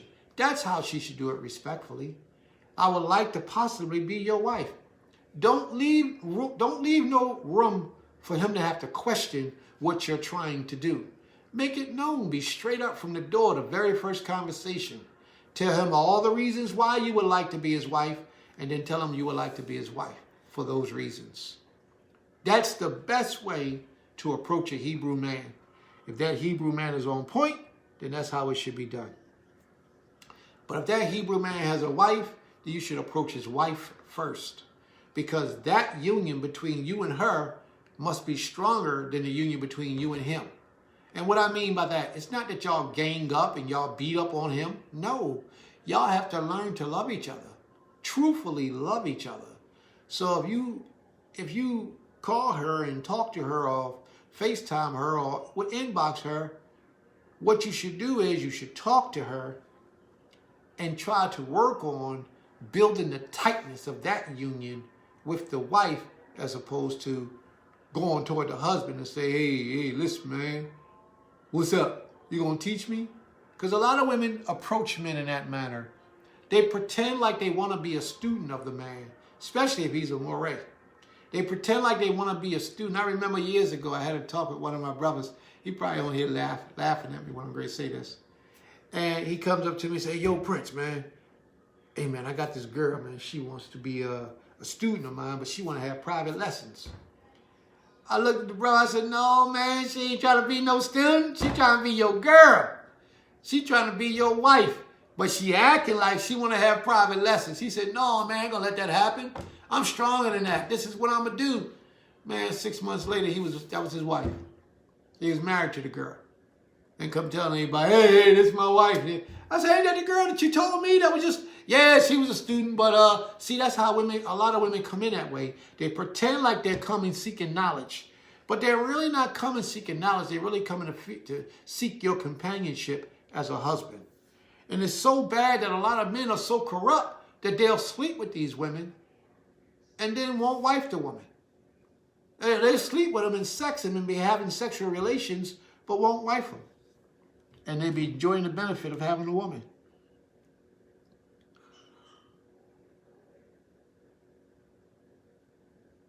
That's right. It's very unwise to take a second wife without the first wife knowledge.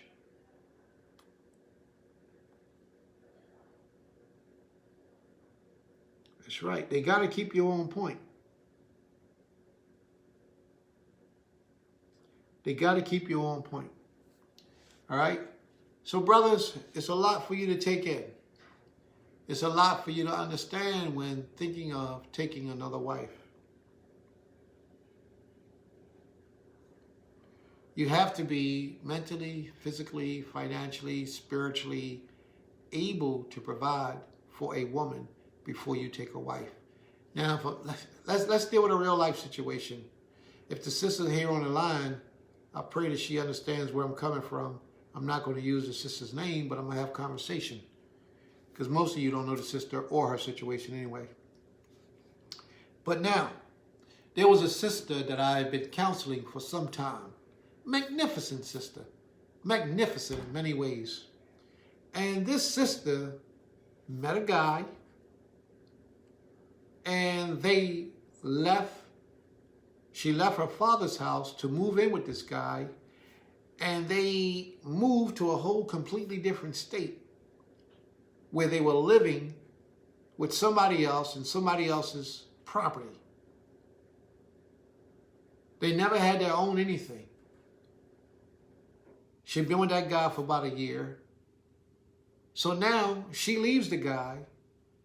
She goes back to her father's house. The guy stays where he is and eventually leaves where he was and goes to a whole totally different state than where his wife is, but yet he says he still wants to be with his wife. He doesn't provide for her food, clothing, shelter, or raiment.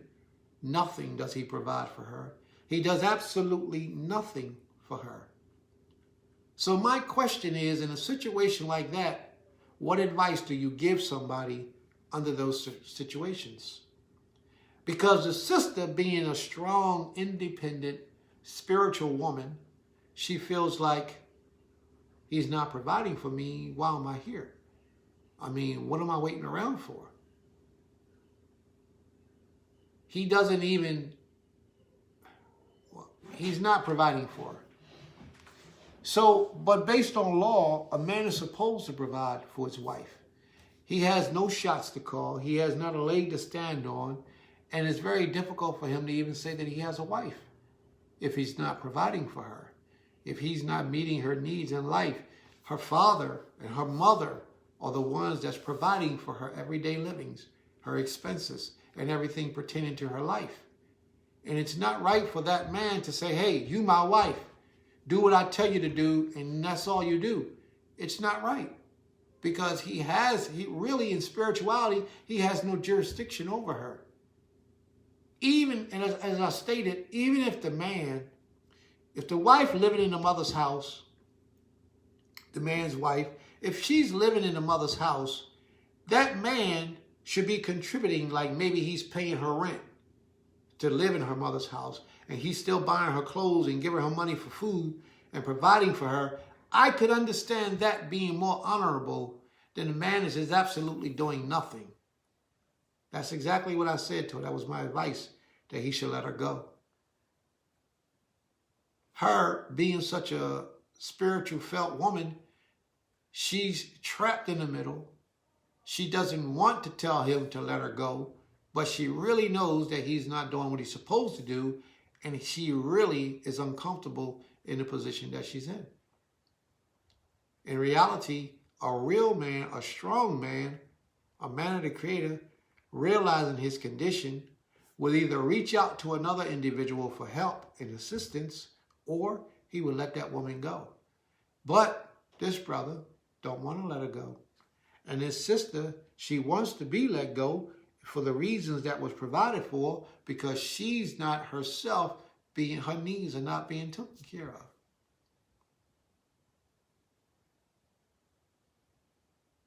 That's correct. She should go to the leadership. Well, she is at the leadership, and she is asking for a way to get out of this. But my advice to her was this. This was my advice. My advice to her was to give the man 6 months. Have a conversation with him. Ask him for a bill, and tell him that you will wait around for 6 months for him to get himself together to better his life. And if after 6 months he made the required improvements in his behavior and in his life, then stay his wife. Go back to him and be his wife again. But if he hasn't, then you need to start looking somewhere else for a husband. If he hasn't done it within 6 months, because it's already been, within 6 more months, it will be 2 years. So if he hasn't done it already, then he ain't going to do it. That's right. That's exactly what he's doing. He's causing her to suffer in many ways. And she's trapped. And that shouldn't be. That's not the way that we should be moving with the children, the daughters of Zion. We shouldn't be moving like that. But we have a lot of men who are selfish. They know they got a good woman. They don't want to let her go. But the problem is they don't want nobody else to have her. They know they can't provide and take care of her, but they don't want nobody else to have her. So they just want to hold on in any way that they can. And that's not good. That's not wisdom. He should let her go. All right? Are there any other questions that anyone wants to ask? Yeah, so many women are in that situation. And this is true. Are there any other questions?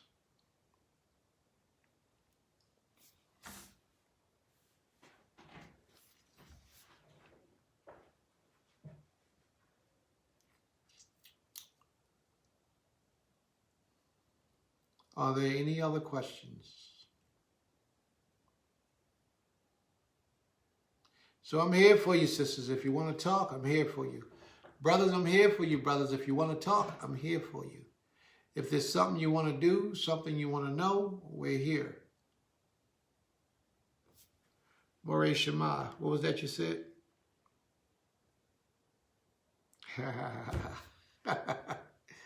Tell her about.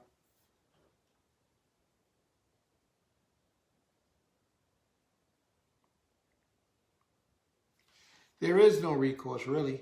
It's an embarrassment. If a man who cheats, first of all, it's very difficult for a man to cheat. And what I mean by cheat is just go around and do something. The definition of cheating is very, very plausible, which means that he has done something deceitful behind the knowing of his family that he got a woman. Okay? So if he's just a man who runs around and have sex with different women and don't provide for anybody, then yeah, he's doing a cheating thing. He's causing the daughters of Israel to be harlots. And that's never good. But if a man who runs around and has a second wife and does it in secret, that man is not doing a wise thing. There is no repercussion for it. It's not like you're going to be granted a bill because he took another wife, unless the things that he was doing for you as your husband, began not to fulfill those normal things. Then there's reason why you can have a divorce. If any woman desires to be my sister wife, please keep it real with me. I don't like fakeness and sneakiness. Even if you don't become my sister wife, you gain a sister in this walk. Oh, okay. Who gives authority to the leadership to give a bill or divorce? Does the bill of divorce hold validity throughout the community? The Creator gave the leadership authority to give a bill of divorce. You'll find that in Deuteronomy, the 17th chapter, starts at verse 8, where the Creator speaks about if there arise a matter between blood and blood, stroke and stroke, plea and plea. The Creator gave leadership the ability to provide a bill of divorce in a situation where a man is not worthy of keeping that woman, but yet he's holding her hostage. So leadership is able to give a bill of divorce to a woman for various reasons. Leadership are able to make decisions in matters. Okay? That was a good question. A very good question. I like when people challenge what you teach. It's good when people do that because it shows they're listening and they're not just accepting what you're saying. They want you to prove and verify, and that's a good thing. All right. Are there any other questions?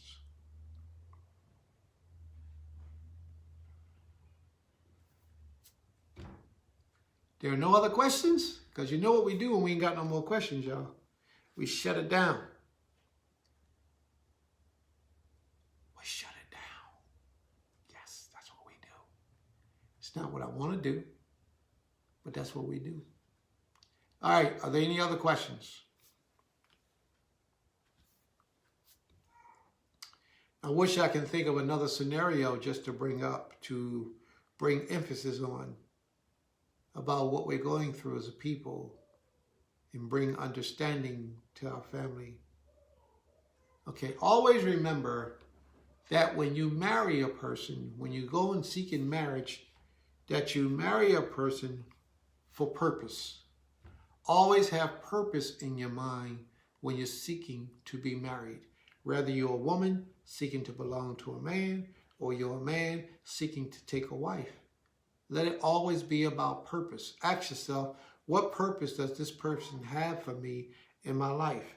And therefore, you will have your understanding why it's good or not good to take this person as a husband or wife.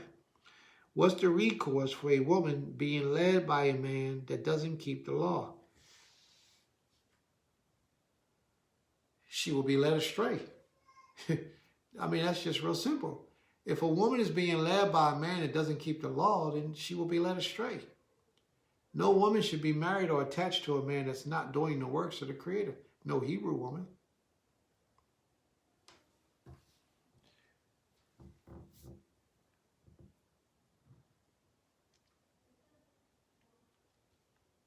I do have something that I did want to read today, though.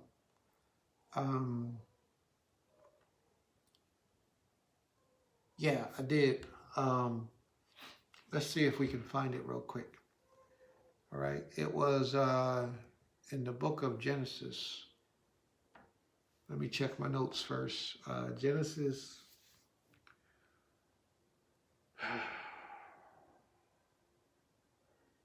24, I think it was.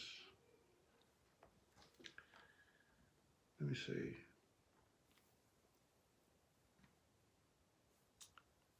I think it was Genesis 24.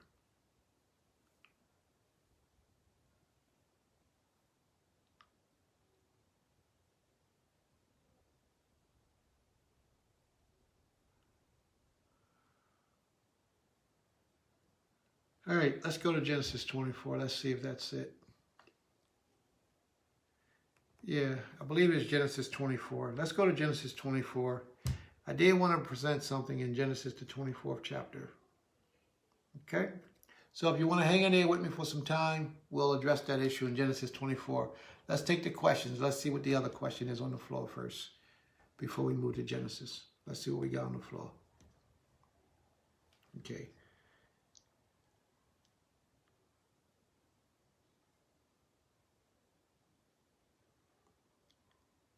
What was that?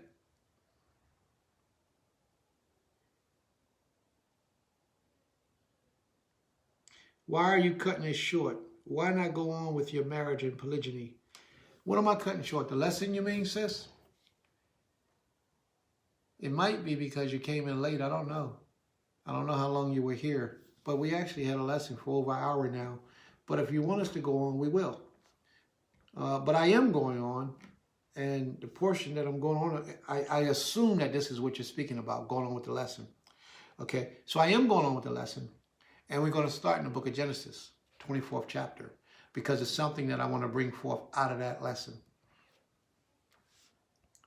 All right, so we're going to go to Genesis, the 24th chapter. This is our father Abraham. Now, this is dealing with another form of marriage called an arranged marriage, where the child has no say in who it is that they marry. The father of the child, you as a man, or the mother, y'all get together and y'all decide who your son is going to marry. But primarily, it falls on the father to make that decision. And here in Genesis, the 24th chapter, that's exactly what takes place. But I want you also to pay attention to the dowry that's being paid. A dowry will be paid for a woman that's not a virgin. She doesn't necessarily have to be a virgin to have a dowry. That's right, that's good. Arranged marriages. A dowry does not just have to be given for a virgin. And in my studies, I learned that a dowry can also be given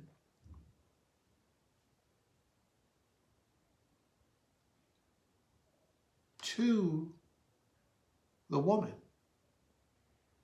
A portion of the dowry that's paid to the woman's father can also be given to the woman.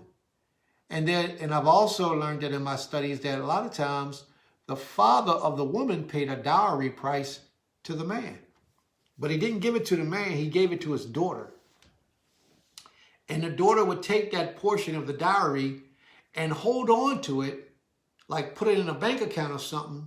She would hold on to it. So if she was divorced, she didn't go out having nothing. I thought that was very important to say. Sometimes the dowry, okay, so if a man paid a dowry, he would give that money to the father. The father would in turn give a portion of that dowry back to his daughter. And that daughter would take that dowry and put it up in case something happened or in case she got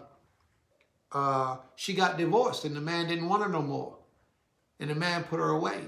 She would have that to fall back on as opposed to leaving and having nothing. Now, what I honestly feel in my life, that if a man divorces a woman, he should still look out for that woman until the time comes that she comes and be another man's wife. He should still look out for her. If she's sexing somebody, cut her off. If she want to live like a heathen, a whore, a prostitute, and she start having sex with somebody and don't want to marry him and she try not to tell you, you find out, leave her alone. But if she's being virtuous, meaning that she's being celibate and she's not entertaining anyone else, then that man who previously put her away should make sure she's cool. That's Prince's general rule. That's how I feel about a man who puts away a wife.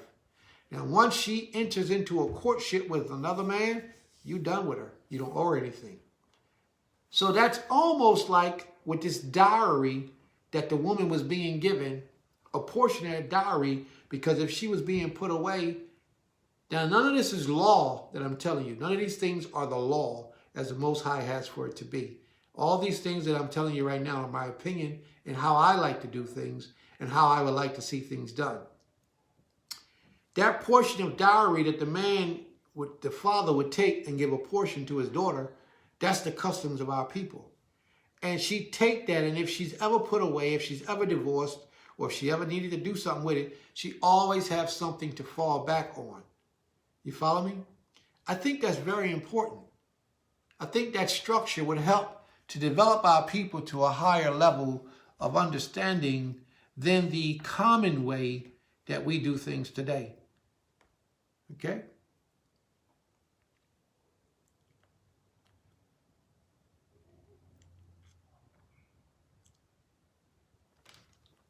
All right. A dowry is a gift from the parents to the daughter of their marriage. A bride price, you might have found that somewhere in some encyclopedia or something, but it's cool. But they're both called a dowry. Both of those two things are what's called a dowry. Okay? A man pays a dowry, the price of a virgin, or the price of a woman. When he buys her, he has to pay for her in order for him to earn the right to say that she belongs to me. He has to purchase, he has to pay for her. Now, there are certain situations or certain circumstances where the family pays the man for taking on a wife, but that's all right.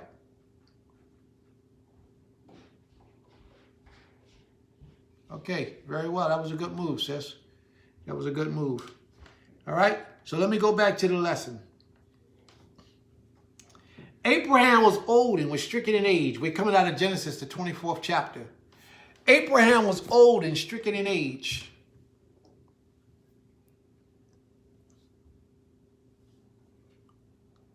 And well stricken in age. And the Creator had blessed Abraham in all things. And Abraham said to his eldest servant in his household that ruled over all that he had. See, we had servants in our household. We had men who was a part of what we did. That we were their main source of income, that they would live in a community, and they were in ranks, but they served the head man. Today, our men are so arrogant, everybody wants to be the head man, but nobody can hold up the weight of being a head man. In order to be the head man, you have to have a provision, a plan, something established for everybody in that organization, that community, in that structure to be able to make a living, to be able to provide for themselves. That a man can walk around and be held honorable in his own mind that he could provide for his family. But yet he still answers to another man. A lot of men can't do that. You understand what I'm saying to you? I know you do. A lot of men can't do that. A lot of men don't have the ability or the capability or the intellect to be able to do something like that. And it takes money, it takes KSF to do that as well. But there are men, there are men that can do it. But the problem comes in where the arrogance of another man. I actually had a man tell me, oh, I ain't going to be under no other man, man. I ain't going to do nothing like that. And the man couldn't even feed his own children. He had about 7 or 8 children and a wife, and couldn't even put food on the table for his own children. But he's so arrogant that he's going to say, well, I ain't going to be under no man. Ain't nobody my leader. God my leader. That's what he say. God my leader. Ain't no man my leader. Well, you's a fool. You got a problem, Mark. There's something wrong with you. You got an arrogance and an ego tripping, and you just toe up. And he's still suffering to the day. The brother's still suffering to the day. It's arrogance. And that will get you in a world of trouble when all you got to do is show humility, as I spoken earlier. Show humility to the brother that you know got it going on and say, yo, bro, I don't have it, but I need it. I got children here I need to feed. What is it that I can do for you so that I can feed my family? How can I be a part of this community?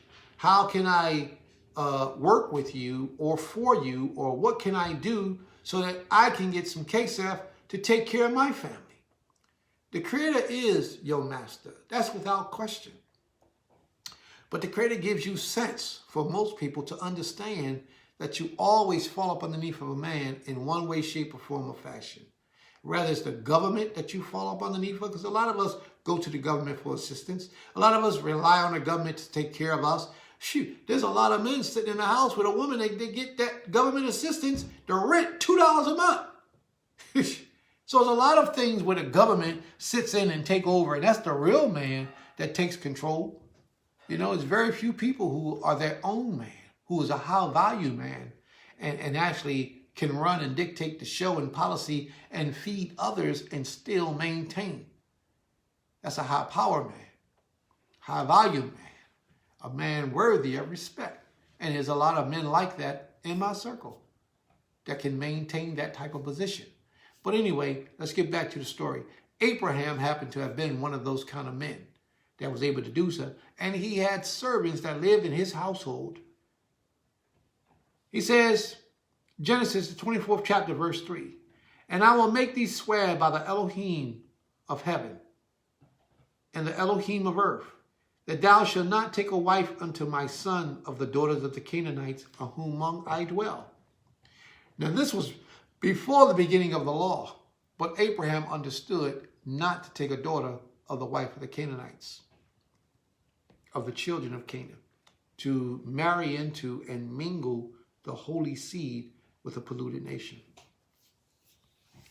"And the servant said unto him, Peradventure the woman will not be willing to follow me unto this land.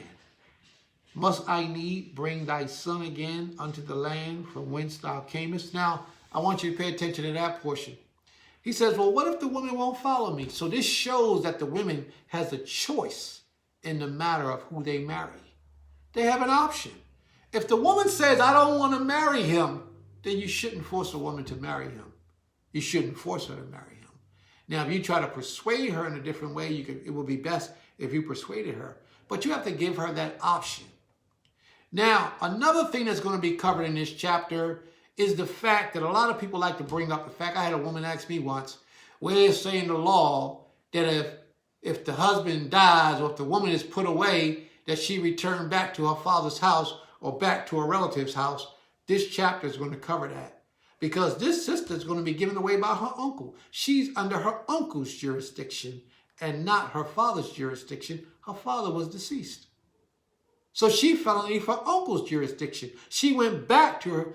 Once her father passed, she didn't go out and fall. I got to find me a way like these Americanized women do. I got to go get me a job or something to take care of myself. I got to provide for me. No. What she did was she went up underneath her uncle's house.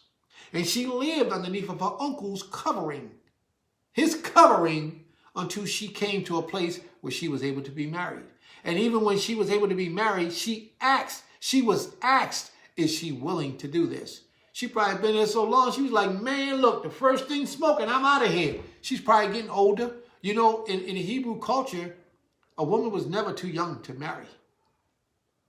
In the Hebrew culture, they did not have a woman who was too young to be married. 14 years old, she was being married. Matter of fact, even in the European culture, down south, back in the day, a woman was 13, 14 years old. The moment she started having her menstrual cycle, her nida, they started looking for her husband. Oh, she got to get married. We got to get her out of here. This is a fact. Now you got women 28 and 29 years old sitting around talking about, I'm still waiting for Mr. Right. Well, sis, I got a position over here as a second wife. Do you mind being Oh, no, I don't want to be nobody's second wife. I'm too good for that. Well, you're too good for that. Sis, tell me what your skills are. What can you do? Oh, I don't do nothing. I just sit around and I want somebody to take care of me. I got some good stuff. So whoever get this good stuff, they're going to take care of me. Well, sister, that's all you got to offer. You don't never need to be married. Never. If that's all you got to offer, you don't ever need to be married. Because a wife must have skills. A wife must come and bring something to the table that the man can't get on his own. You understand? She has to provide a portion. She can't just sit back and think that it's all going to be peaches and cream and everybody going to wait on her because she's a female and she got a twat. That don't mean nothing. There's a million twats out there in the street. That's not a reason to marry somebody. Shit. Anyway, let's get back into the scripture. Verse 7, Genesis 24:7. And the creator of heaven, which took me from my father's house and from the land of my kindred, and which spake unto me, and that sware unto me, saying, unto thy seed will I give this land. He shall send his angel before thee, and thou shalt take a wife unto my son from thence. Now remember, he said he shall send his angel. The Most High shall send his angel before Eleazar, so that Eleazar can find the perfect wife for Abraham's son. Now watch that.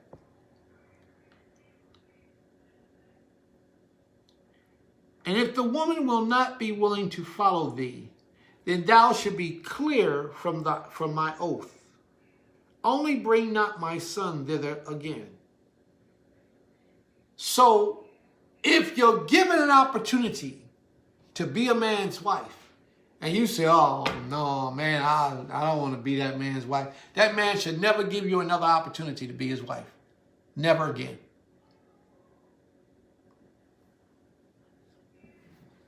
He should never go back and retract, because now you decide later on in life, you see the man doing so good, now you want to be his wife. No, you didn't want to be my wife then when I had little, then you can't be my wife now when I got much. Rav.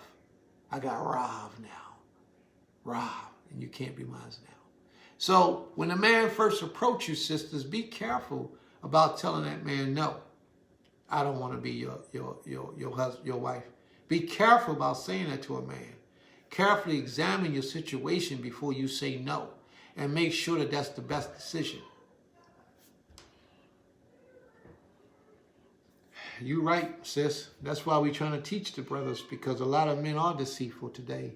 And I can imagine that it is scary. But you keep waiting for Mr. Right. But sometimes you might need to get Mr. Right now. So you got to be careful. Just weigh it out. Weigh your options carefully. Okay? But the point I was talking about was the women having a certain value to themselves as opposed to just having a coochie or some twat. You got to come and bring something. You got to come and enhance this man's life. You got to have a purpose for this man to take you and make you his wife. If you just, because you're a female, that's not good enough. Or you're attracted to his smile, that's not good enough. You have to, the man has to take you because you fit in a portion of his life that he needs fulfilled, that nobody else is fulfilling. That's why he would need you to be there in his life. Purpose. And when you marry a man, let it be for purpose. How does he fit in your life? How does he meet the needs and supply the needs of your life? It should always be for purpose. Verse 8, and if the woman will not be willing to, we're on Genesis 24:8, follow thee, then thou shalt be free and clear of this, of my oath. Only bring not my son thither again. And the servant put his hand under the thigh of Abraham, his master, and sware him concerning this matter. Why was it important that the man put his hand underneath of his thigh? A man is not going to put his hand underneath another man's thigh unless he absolutely means what it is that he's saying. So they're taking an oath. And in taking that oath, this was customary for a man to show humility to another man in this oath giving. That, brother, whatever you say, I'm going to do. I'm willing to do it. So he put his hand underneath of his thigh in a humbling and a humiliating way to keep him thoroughly trenched in the spirit that he needed to be in to keep his word to his brother. Not enough men move in that direction today. They'll tell you something to your face and do something else behind your back, and there's no humility in them. And the servant took 10 camels of the camels of his master, and departed, for all the goods of his master were in his hands. And he arose and went to Mesopotamia unto the city of Nahor. Now I want to explain this to you. Abraham was a covering to a lot of people. Abraham, our father Abraham, was a covering to a lot of individuals. A man can be a covering to another man. And a man can be a covering to a woman. And a man can be a covering to a lot of people all at the same time. He just has to be capable. A lot of people who are coverings are jealous or got a lot of negative things going on in their lives, and they really don't want you to come up because you're going to get something that they ain't got. And they don't want that to happen. So you got to be careful of who you make a covering over you. Be it a man, be it a woman, or you being a man or a woman. You got to be careful of who you place over you as a covering.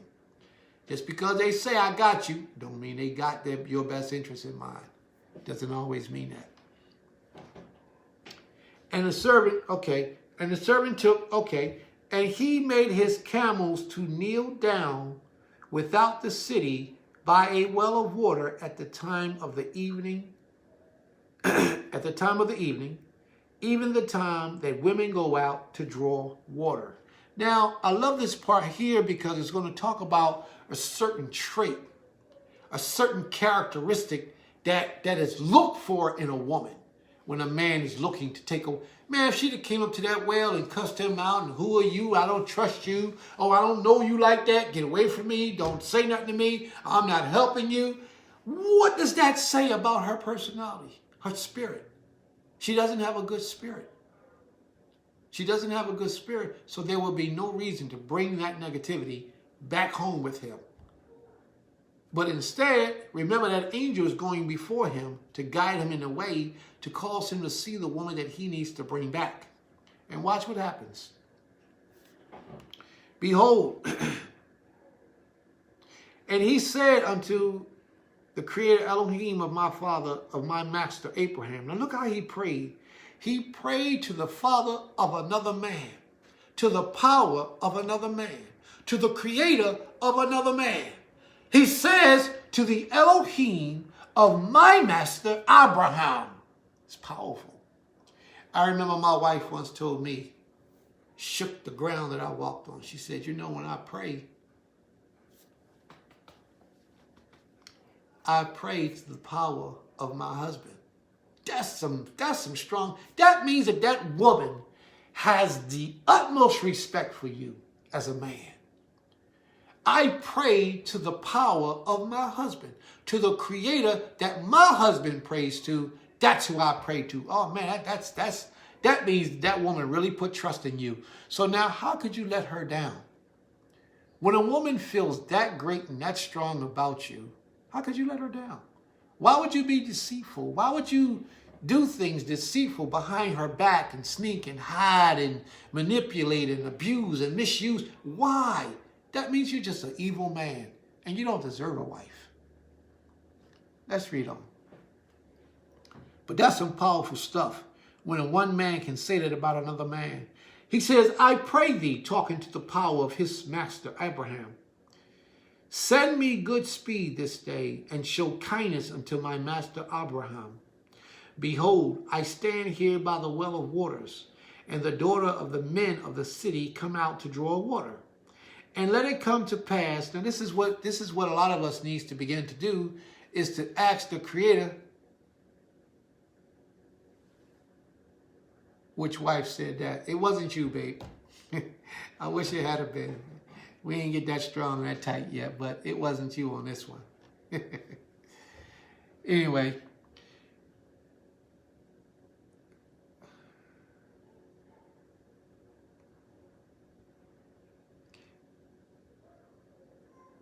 Genesis 24, verse 13. Behold, I stand here by the well of water, and the daughters of the men of the city come out to draw water. And let it come to pass that the damsel to whom I say, let down thy pitcher, I pray thee, that I may drink. And she shall say, drink. And I will give thy camel drink also. Let the same be she that thou hast appointed for thy servant Isaac. And thereby shall I know that thou shalt show kindness unto my master. Yeah, I know you did. It's cute. Be careful. Well, I ain't got nothing to hide out. I don't do that. Now, that's something you got to understand, bro. If you got a wife, she has to know everything about your life. If you got a wife and you hide Nashim, then you got an issue. You got a problem. If you got a wife, you got to let her know everything that goes on in your life behind closed doors. There's nothing that I can tell my wife right here that she doesn't know about what's going on in my life. Nothing. She knows everything. All right, let's get back to the subject. The point that I want to make here is, you see how Eleazar goes and he asks the Creator for a sign before he does something that's detrimental, something that's important? I knew you was. It's cool. He goes and he asks for a sign. He says, Creator of my master, Abraham, do such and such and such and such, and thereby I will know that this woman is the one for Isaac. We today, we don't ask the Creator for signs. We move off of emotions. And a lot of times that emotion that you move off of is that little brain or that little head down below telling you what to do. And it's not good. It's not good. I've learned, believe me, I learned that it's best to question that judgment. Don't move by that little brain. Don't. Always ask the Most High for a sign. And if that sign doesn't come to pass, then you know it's not meant to be. If that sign comes to pass, then you move out on that thing quickly and swiftly, as quick as possible. And sometimes if it doesn't come to pass, it's only because you haven't given it enough time for it to come to pass. So the answer might be yes, but not now. You follow what I'm saying? So it may take time for that sign to fall into place before you are able to have the sign to move forward or proceed in what you're doing. But if you're not patient, you'll cause a whole lot of things to get miscombobulated, discombobulated, bamboozled, and out of the way because you didn't have any patience. You didn't display any patience in waiting for the Most High to make his decision. Right? So that's something else that we have to learn in this matter. Although we pray to the Creator doesn't mean he has to answer us right away when we ask of him. Unless when you ask within a time frame. You know, you got to be very specific when you talk to the Creator. You know, if you pray to the Creator for a certain individual, you pray for the Creator and you tell him everything that you want to be about that individual and don't leave anything out. Don't leave anything out. Be very specific. Okay? So he was very specific about what he wanted this person to do in his prayer. The angel that was with him heard the prayer, sends it up to the Most High. The Most High in turn sends it back, the blessing upon the earth, and it happened just as he asked. He says, and the damsel, and it came to pass before he had done speaking, before he finished getting the words out of his mouth, that behold, Rebekah came out, who was born to Bethuel, the son of Michal, the wife of Nahor, Abraham's brother, with her pitcher upon her shoulder. And the damsel was very fair to look upon. I mean, she looked good. She looked good. But not only was she fair to look upon, she was a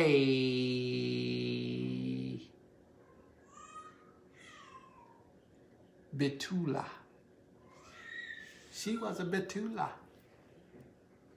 Well, Prince, what is a Betula? A virgin. She had never known man sexually. She was a virgin. If you have young women in your household, they should be virgins. If they're not married, they should be virgins. If they're not virgins and they're not married, then you have failed in your job. I failed in my job a whole bunch of times because I got young women. Well, you couldn't tell them nothing. I forced as hard as I could, but they wanted to be hot and sweaty and go out there and do that little dirty stuff. So I failed at that job. I failed. I did my best, but I failed. I failed at a lot of jobs in my life, but that job I held dear and I failed. If you got young women in your household, Don't be like me. Don't fail. Stay on top of them and show them the importance of keeping their virginity until they're married. Show them the importance of that because it's extremely important. Extremely. Show them that. So she was a Betula. Now there's a difference between a virgin and a young woman. Alma is a young woman. Betula means she's a virgin. Neither had any man known her. And she went down to the well and filled her pitcher and came up. And the servant ran to meet her and said, let me, I pray thee, drink a little water of thy pitcher. Now, can you imagine a man coming up to you off the streets? Straight from the blue. She down at the well. She don't know this man. But you got to remember, our people in those days wasn't like our people today. We were a lot more generous. We were a lot more courteous. All right? We gave a lot more to strangers than we expected to receive from people. We were charitable people. We'll see a stranger, we'll let a stranger stay in the back of our house somewhere in the shed or somewhere just so that we make sure that they were out from off the cold, off the streets. So it might not have been so uncommon for her to share some of her water. So let's see what happens. And look up. So he runs up to her and he asks her to get a little drink out of her pitcher. And she said, drink, my lord. But remember, he also asked that she would offer for his camel to also get something to drink.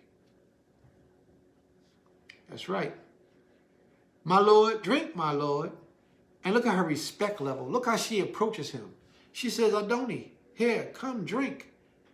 My lord, Adoni. She's giving the highest respect to a man, a commoner, somebody she don't even know. My lord, here, come drink. Drink this. Let's think about this for a minute. Eleazar had to be one hell of a man. Because what Abraham gave him to take in his sack, a lot of men you can't trust with that kind of wealth. A lot of men you can't trust with. They'll say they're your brothers. They'll say they're on your squad, on your team. But the moment you put 50,000, 25, 30, even 20,000, even 10,000 in some of them hands, you won't see them again. Abraham gave him jewels that was very expensive jewels, very expensive. And he had the zeal to complete the mission, to take the jewels and present them to the woman and say, here, this is for you. It shows character. It shows that men walked in their integrity. And that was so very important. Men today should walk in their integrity. And if men today walk in their integrity, then they will not deliberately do wrong to the women that trust in them. It takes a lot to get a woman to trust you, but once she trusts you, you should not ever lose that trust by stepping outside of your integrity. Because if you do, chances are you won't get that trust back again. And when she had done giving him drink, she said, I will draw water for thy camel also until they have done drinking. Now she said camels, plural. So Eleazar probably wasn't by himself. He had other people with him and other camels. So she gave all them water, something to drink. Not that he couldn't have did it himself, but he asked for a sign. And this woman became a servant, as women are expected to do, to serve men, to be a servant unto the manhood. And that's what she did. She said, I am a servant. Let me serve you. And she went and she drew the water for the man, and then she turned around and drew the water for the man's camels and gave it to him.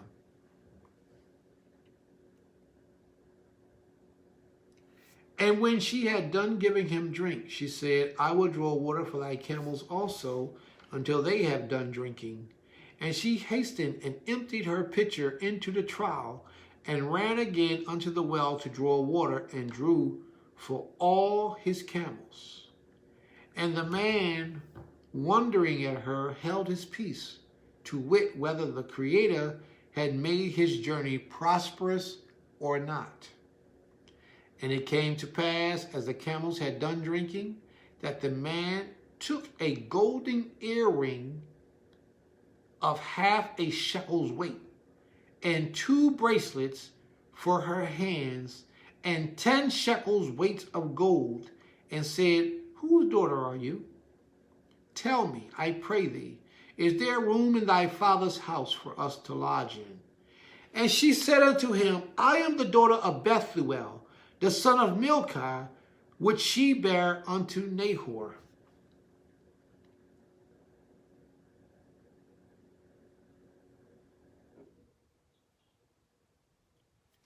She said, Moreover unto him, we have both straw and provender enough and room in lodge. And the man bowed down his head and worshipped the Creator. He knew that the Most High had answered his prayer, because that woman was put to a test, as you should put every woman to a test to see if they're worthy. And every man should be put to a test to see if he's worthy of being your husband. But that woman was put to a test to see what type of character and personality she had. If she was haughty and arrogant and rebellious and mean and nasty, then she's not worthy of being a wife.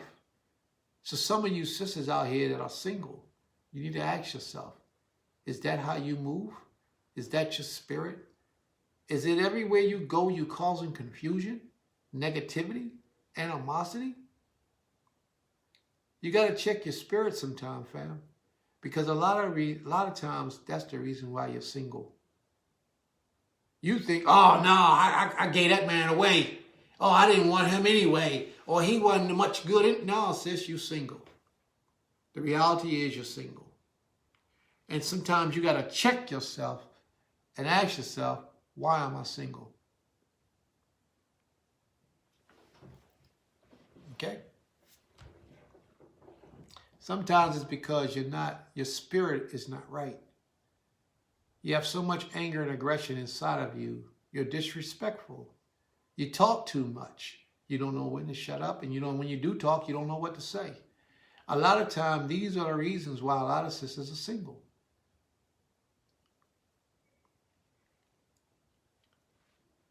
Genesis 24 and 26.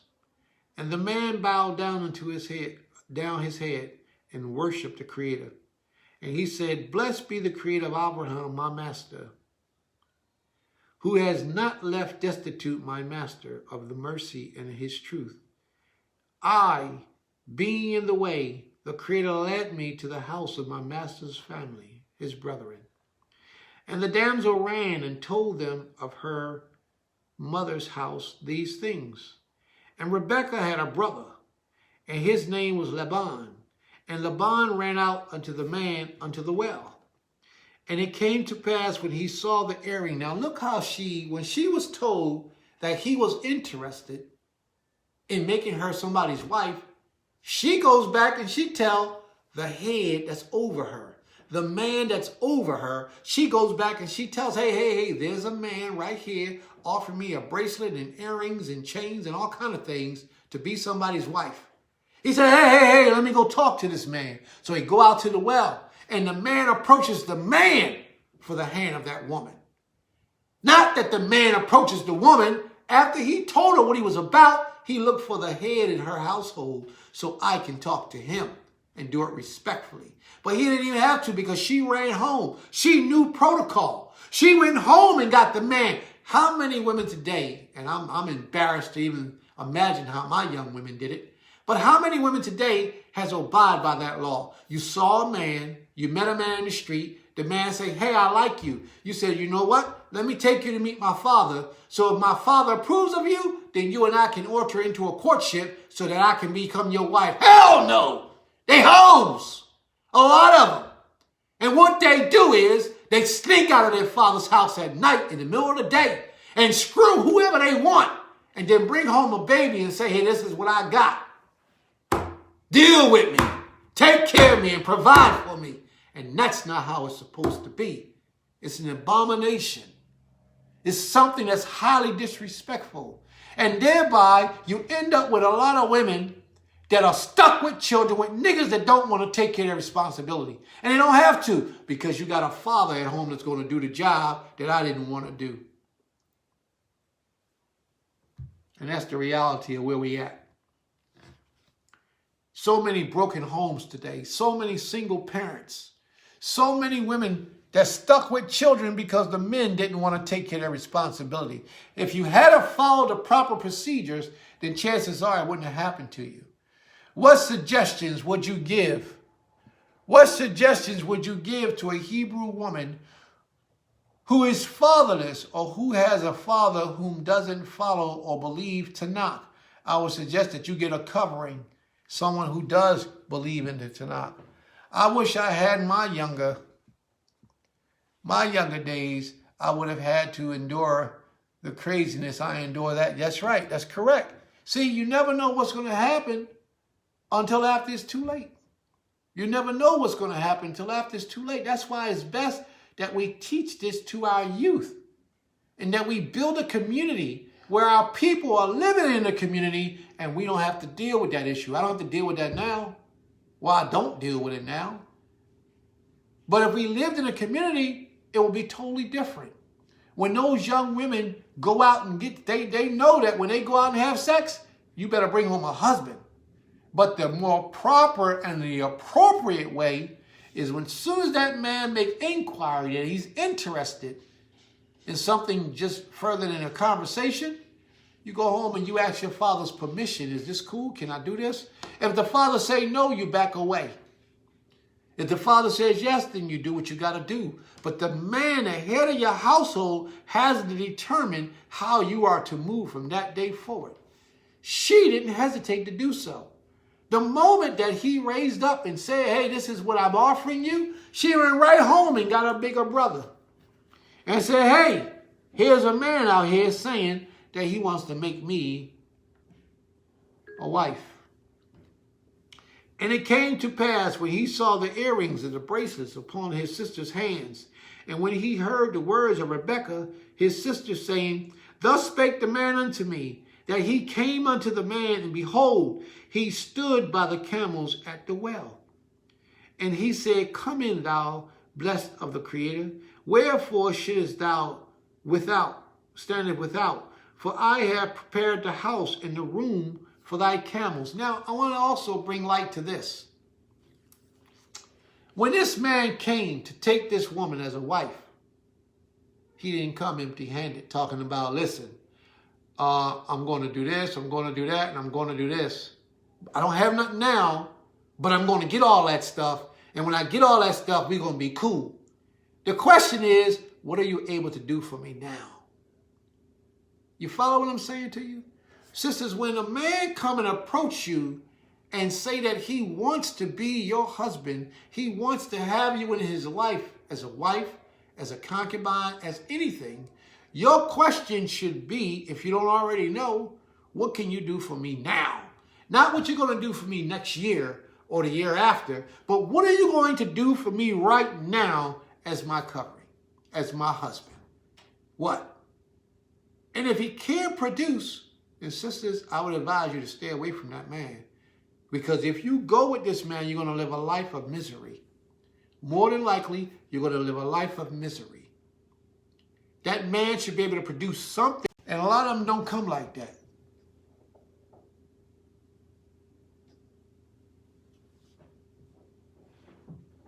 That's right. Make him prove himself. And sister, I would like to think that this lesson has covered a lot on covering. But if you want me to go a little further into it, we can always do that. And he said, come in, thou blessed of the Creator. Wherefore standest thou out there? For I have prepared the house, the room for camels. And the man came in unto the house and ungirded his camels, and gave straw and provender for the camel, and water to wash his feet, and the man's feet that were with him washed. So he did have men with him, just like I suggested. So he did have men with him. And who brought that for? And the man came into the house and ungirded his camels, and gave straw and provender for the camels, and water to wash his feet. And there was set meat before him to eat, But he said, I will not eat until I have told my errand. And he spake, and he said, speak on. Now, I need to bring that to your attention. He said, I will not eat until I have told why I am here. See, he didn't want to take on his own pleasure and satisfy his own soul until he had completed his mission. That's what honorable men do.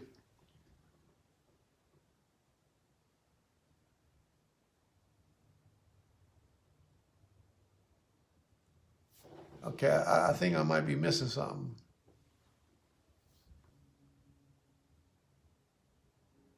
Okay, all right. She dealt with that. All right. And the Creator has blessed, and he said, I am Abraham's servant. And the Creator has blessed my master greatly, and he has become great.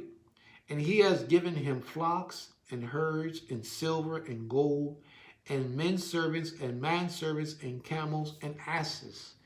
And Sarah, my master's wife, bare a son to my master when she was old, and unto him has he given all that he has. So he's giving command over all that he has unto his son.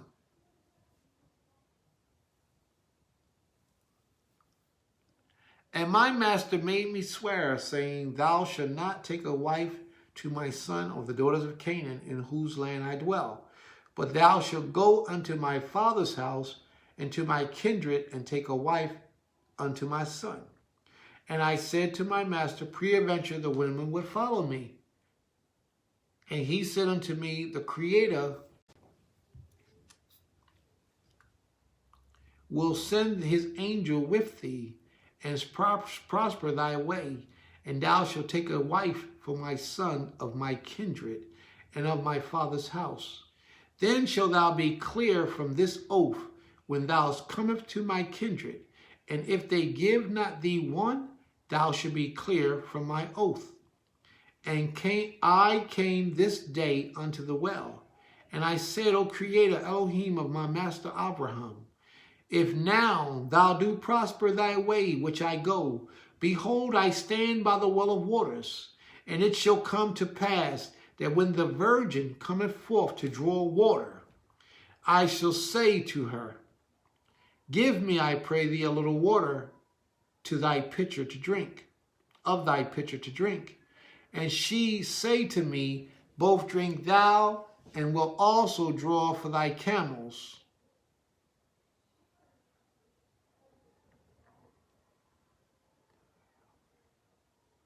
I will also draw for thy camels. Let the same be the woman. Let the same be the woman whom the Creator has appointed out for my master's son. And behold, I had done speaking in my spirit, my mind. Behold, Rebekah came forth with her pitcher on her shoulders, and she went down unto the well and drew water. And I said unto her, let me drink, I pray thee. And she made haste and let down her pitcher from her shoulder and said, drink, and I will give thy camels drink also. So I drank, and she made the camels drink also. And I asked her and said, whose daughter art thou? And she said, the daughter of Bethuel, Nahor's son, whom Milcah bare unto him. Now Nahor is Abraham's brother.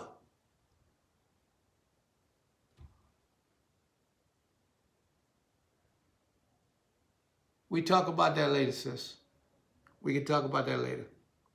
Now, Nahor is Abraham's brother, and Bethuel is his son. She's saying that Bethuel is her father. And I put earrings upon her face and bracelets upon her hands.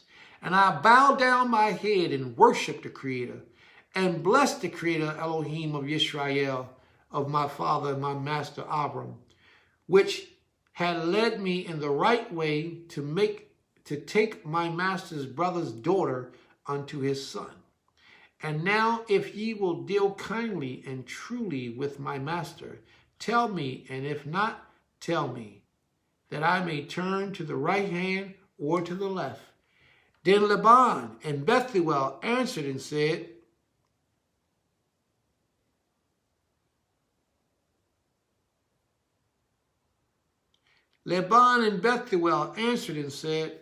the thing proceedeth from the Creator. We cannot speak unto thee bad or good. Behold, Rebekah is before thee. Take her and go, and let her be thy master's son's wife, as the Creator has spoken. But watch what they do before they send her out.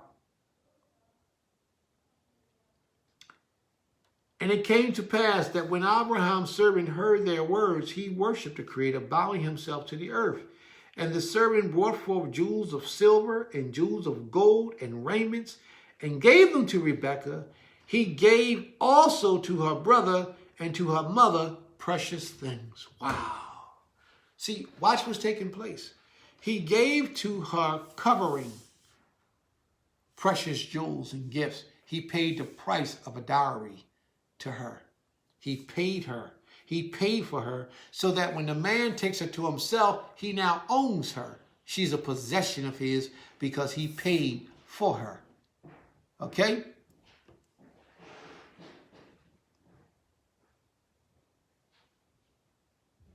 Okay. And they did eat and drink, he and the men that were with him, and tarried all night. And they rose up in the morning, and he said, Send me away unto my master.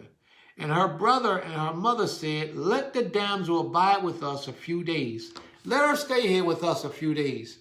But she wasn't having that. Watch what happens. And at least 10 days after that, she shall go. And he said unto them, Hinder me not, seeing that the Creator has prospered my way. Send me away that I may go unto my master. And they said, We will call the damsel and inquire of her what she wanted to do.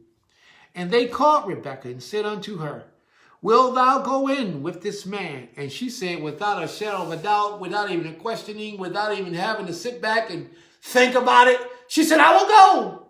She said, I will go. Let me get out of here. She said, I'm too old now to be in this household stuck up.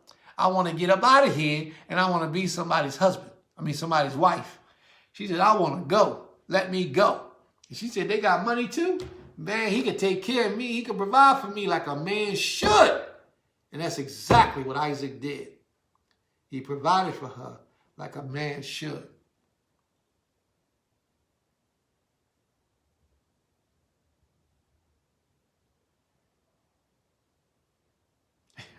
These longer lessons. All right, bro. Turn to Rabbi. And Rebekah arose and her damsels, and they rode upon the camels and followed the man. And the servants took Rebekah and went his way. And Isaac came from the way, and the well Lahari, and he dwelt in the southern country. And Isaac went out to meditate in the field, and the evening tide. See, Isaac was a spiritual man. He went out to meditate in the field in the evening tide, and he lifted up his eyes and saw, and behold, the camels were coming. And Rebekah lifted up her eyes and went, and she saw Isaac.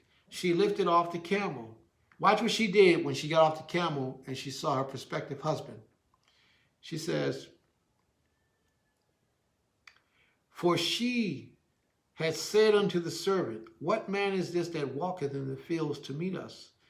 And the servant has said, It is my master. Therefore she took her veil and covered her face. Humility. She took her veil and covered her face. Women, humble. I tell you, there's so many lessons here for us to learn. She took her veil and covered herself. And the servant told Isaac all that he had done. And Isaac brought her into his mother's Sarah's tent. And she became his wife. And he loved her. Now watch this. Watch this. Isaac had just lost his mother. His father said, well, I'm feeling bad for my son because he's the absence of his mother. So let me get him a woman to replace to take the place so he can become a man. He had just gave him a lot of inheritance, and he became a man, so now he can take care of himself. So what he did was, Isaac took the young lady, took her in his tent, and she became his wife first. And then he loved her. You follow what I'm saying? A lot of people put that desire, that they call love, which is really lust, they call it love, in the place of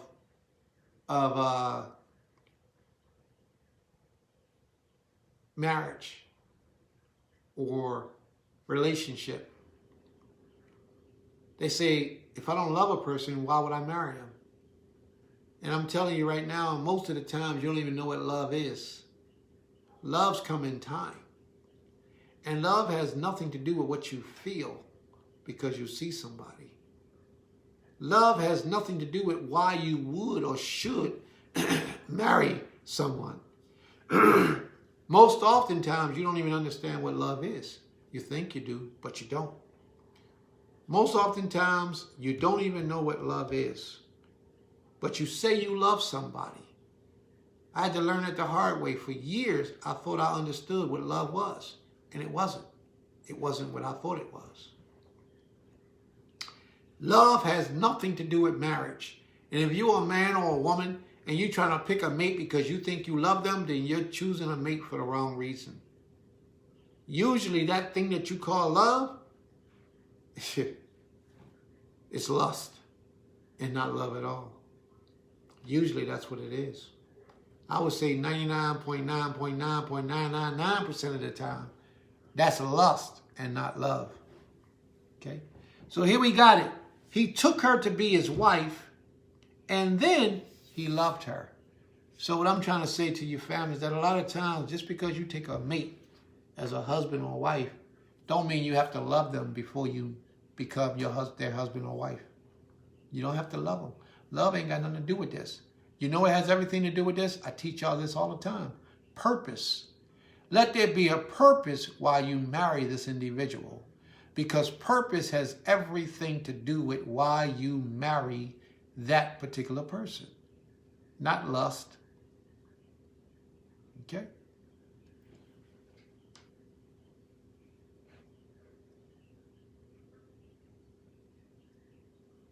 All right. Toda Rabah.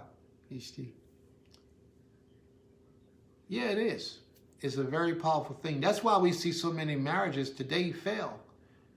Because they built their marriage off of that lustful thing that they thought was love. Especially if you got married while you was young. Shoot, wasn't nothing but lust. You don't even know what love is. Most of the time. Have no idea what love is. It's lust. And that's why a lot of us got married, grow up, and now we're not in love with the person no more. We're not in lust with the person no more. So now we separate. And now, here again, you done had children with this man. You don't want this man no more, or he don't want you no more, and y'all separate, and usually the woman is stuck with the children. Usually that's how it goes. And it's because you built it off the wrong foundation.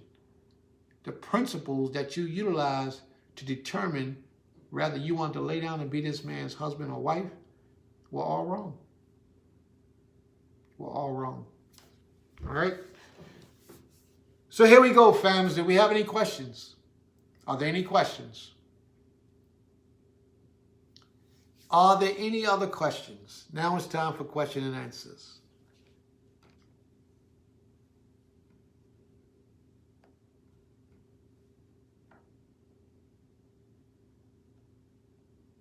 Are there any other questions? That's correct. So many broken families. And the majority of them are broken because we entered into it wrong. We did it wrong. When we chose these mates, we chose them for the wrong reasons.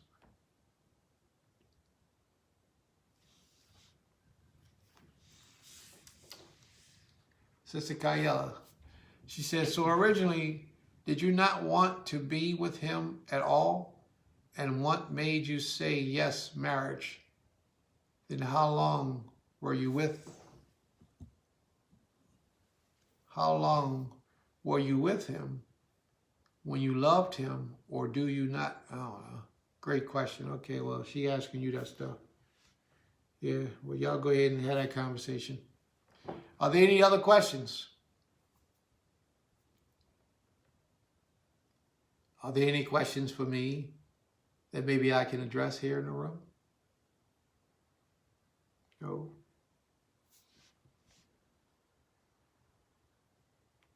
Go ahead, sis. Ask your question. I'm listening.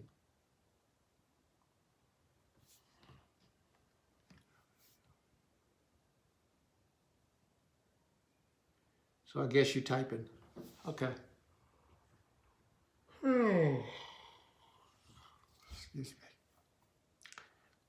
Nat got a question. Let's see what Nat has to say. Real love is all action showing that you're going to be for each other unconditionally, being the capacity to each other and build as intended to. That's right. You're doing what you said you would do. So do you not say you love your wife? It's something else? Is the ketubah a legit form of marriage in this day? A ketubah is a bill or a contract of marriage. It's not the marriage. The marriage is the relationship between the two. But a ketubah is only a certificate or an agreement between the two of you, some form of a contract. But it's not required by Hebraic law. That's the Jewish law that requires a ketubah. All right, Sister Kayela, do you not say you love your wife? It's something else. I don't even understand the question. I really don't understand the question. Also, did you choose your wife because she fits your needs? Then later you loved her. I'm confirmed on. When a man chooses, any man chooses a wife, it should not be because he has his lustful feeling for her. It should always be because she serves a purpose in his life. Love comes later. Love is what it is, but it comes later. It's not the primary thing in a relationship, in choosing your mate. It has nothing to do with love. And if this person is worthy, they'll hang around and you'll love them eventually. But don't let love, or your ideal of love, be the primary choice in why you do what you do when choosing a mate. Okay? So I hope that answers the questions. Jesse Smallwood is watching. Man, you 3 hours late. Now here you come tuning in. Yeah, okay.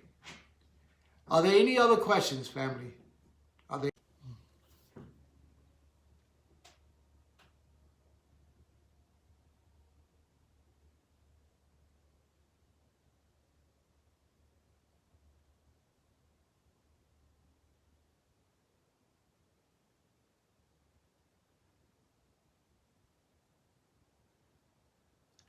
That's because you don't know what love is. You're confused because you don't know what love is.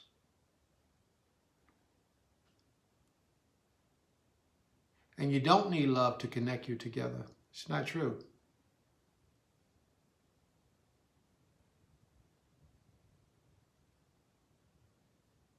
No, he didn't love before marriage. Remember, he had a long time to learn her. So he grew to love her probably before he married her. They were together so long. 14 years. Okay? 14 years. 7 years for one, 7 years for the other one. Okay? That's how, so he knew her for a long time. But you can, it's easy to pull out one isolated incident. It's very easy. And then we assume that that's what it is, but it's not always so. Okay?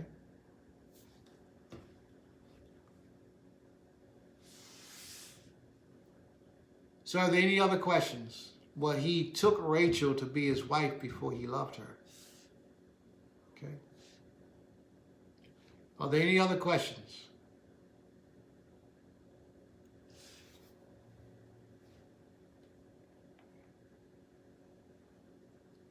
Yeah, ketubah would be a nice piece. What I usually get is a certificate of marriage. That's usually how I do it. But a ketubah is cool if that's what you want to do. Are there any other questions, fam? No other questions? All right. Well, I thank everybody for joining us on this Shabbat day. From what I was told, our Goshen room is open and we'll be teaching today.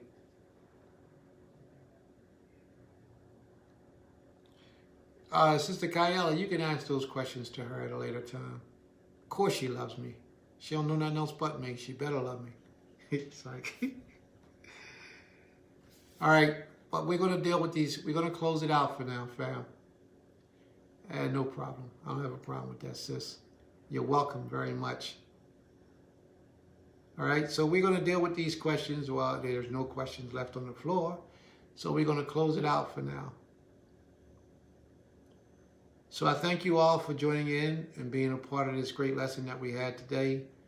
May the Most High be pleased and Creator willing. I'll see you all next Shabbat. Shalom, shalom. Toda Rabbah.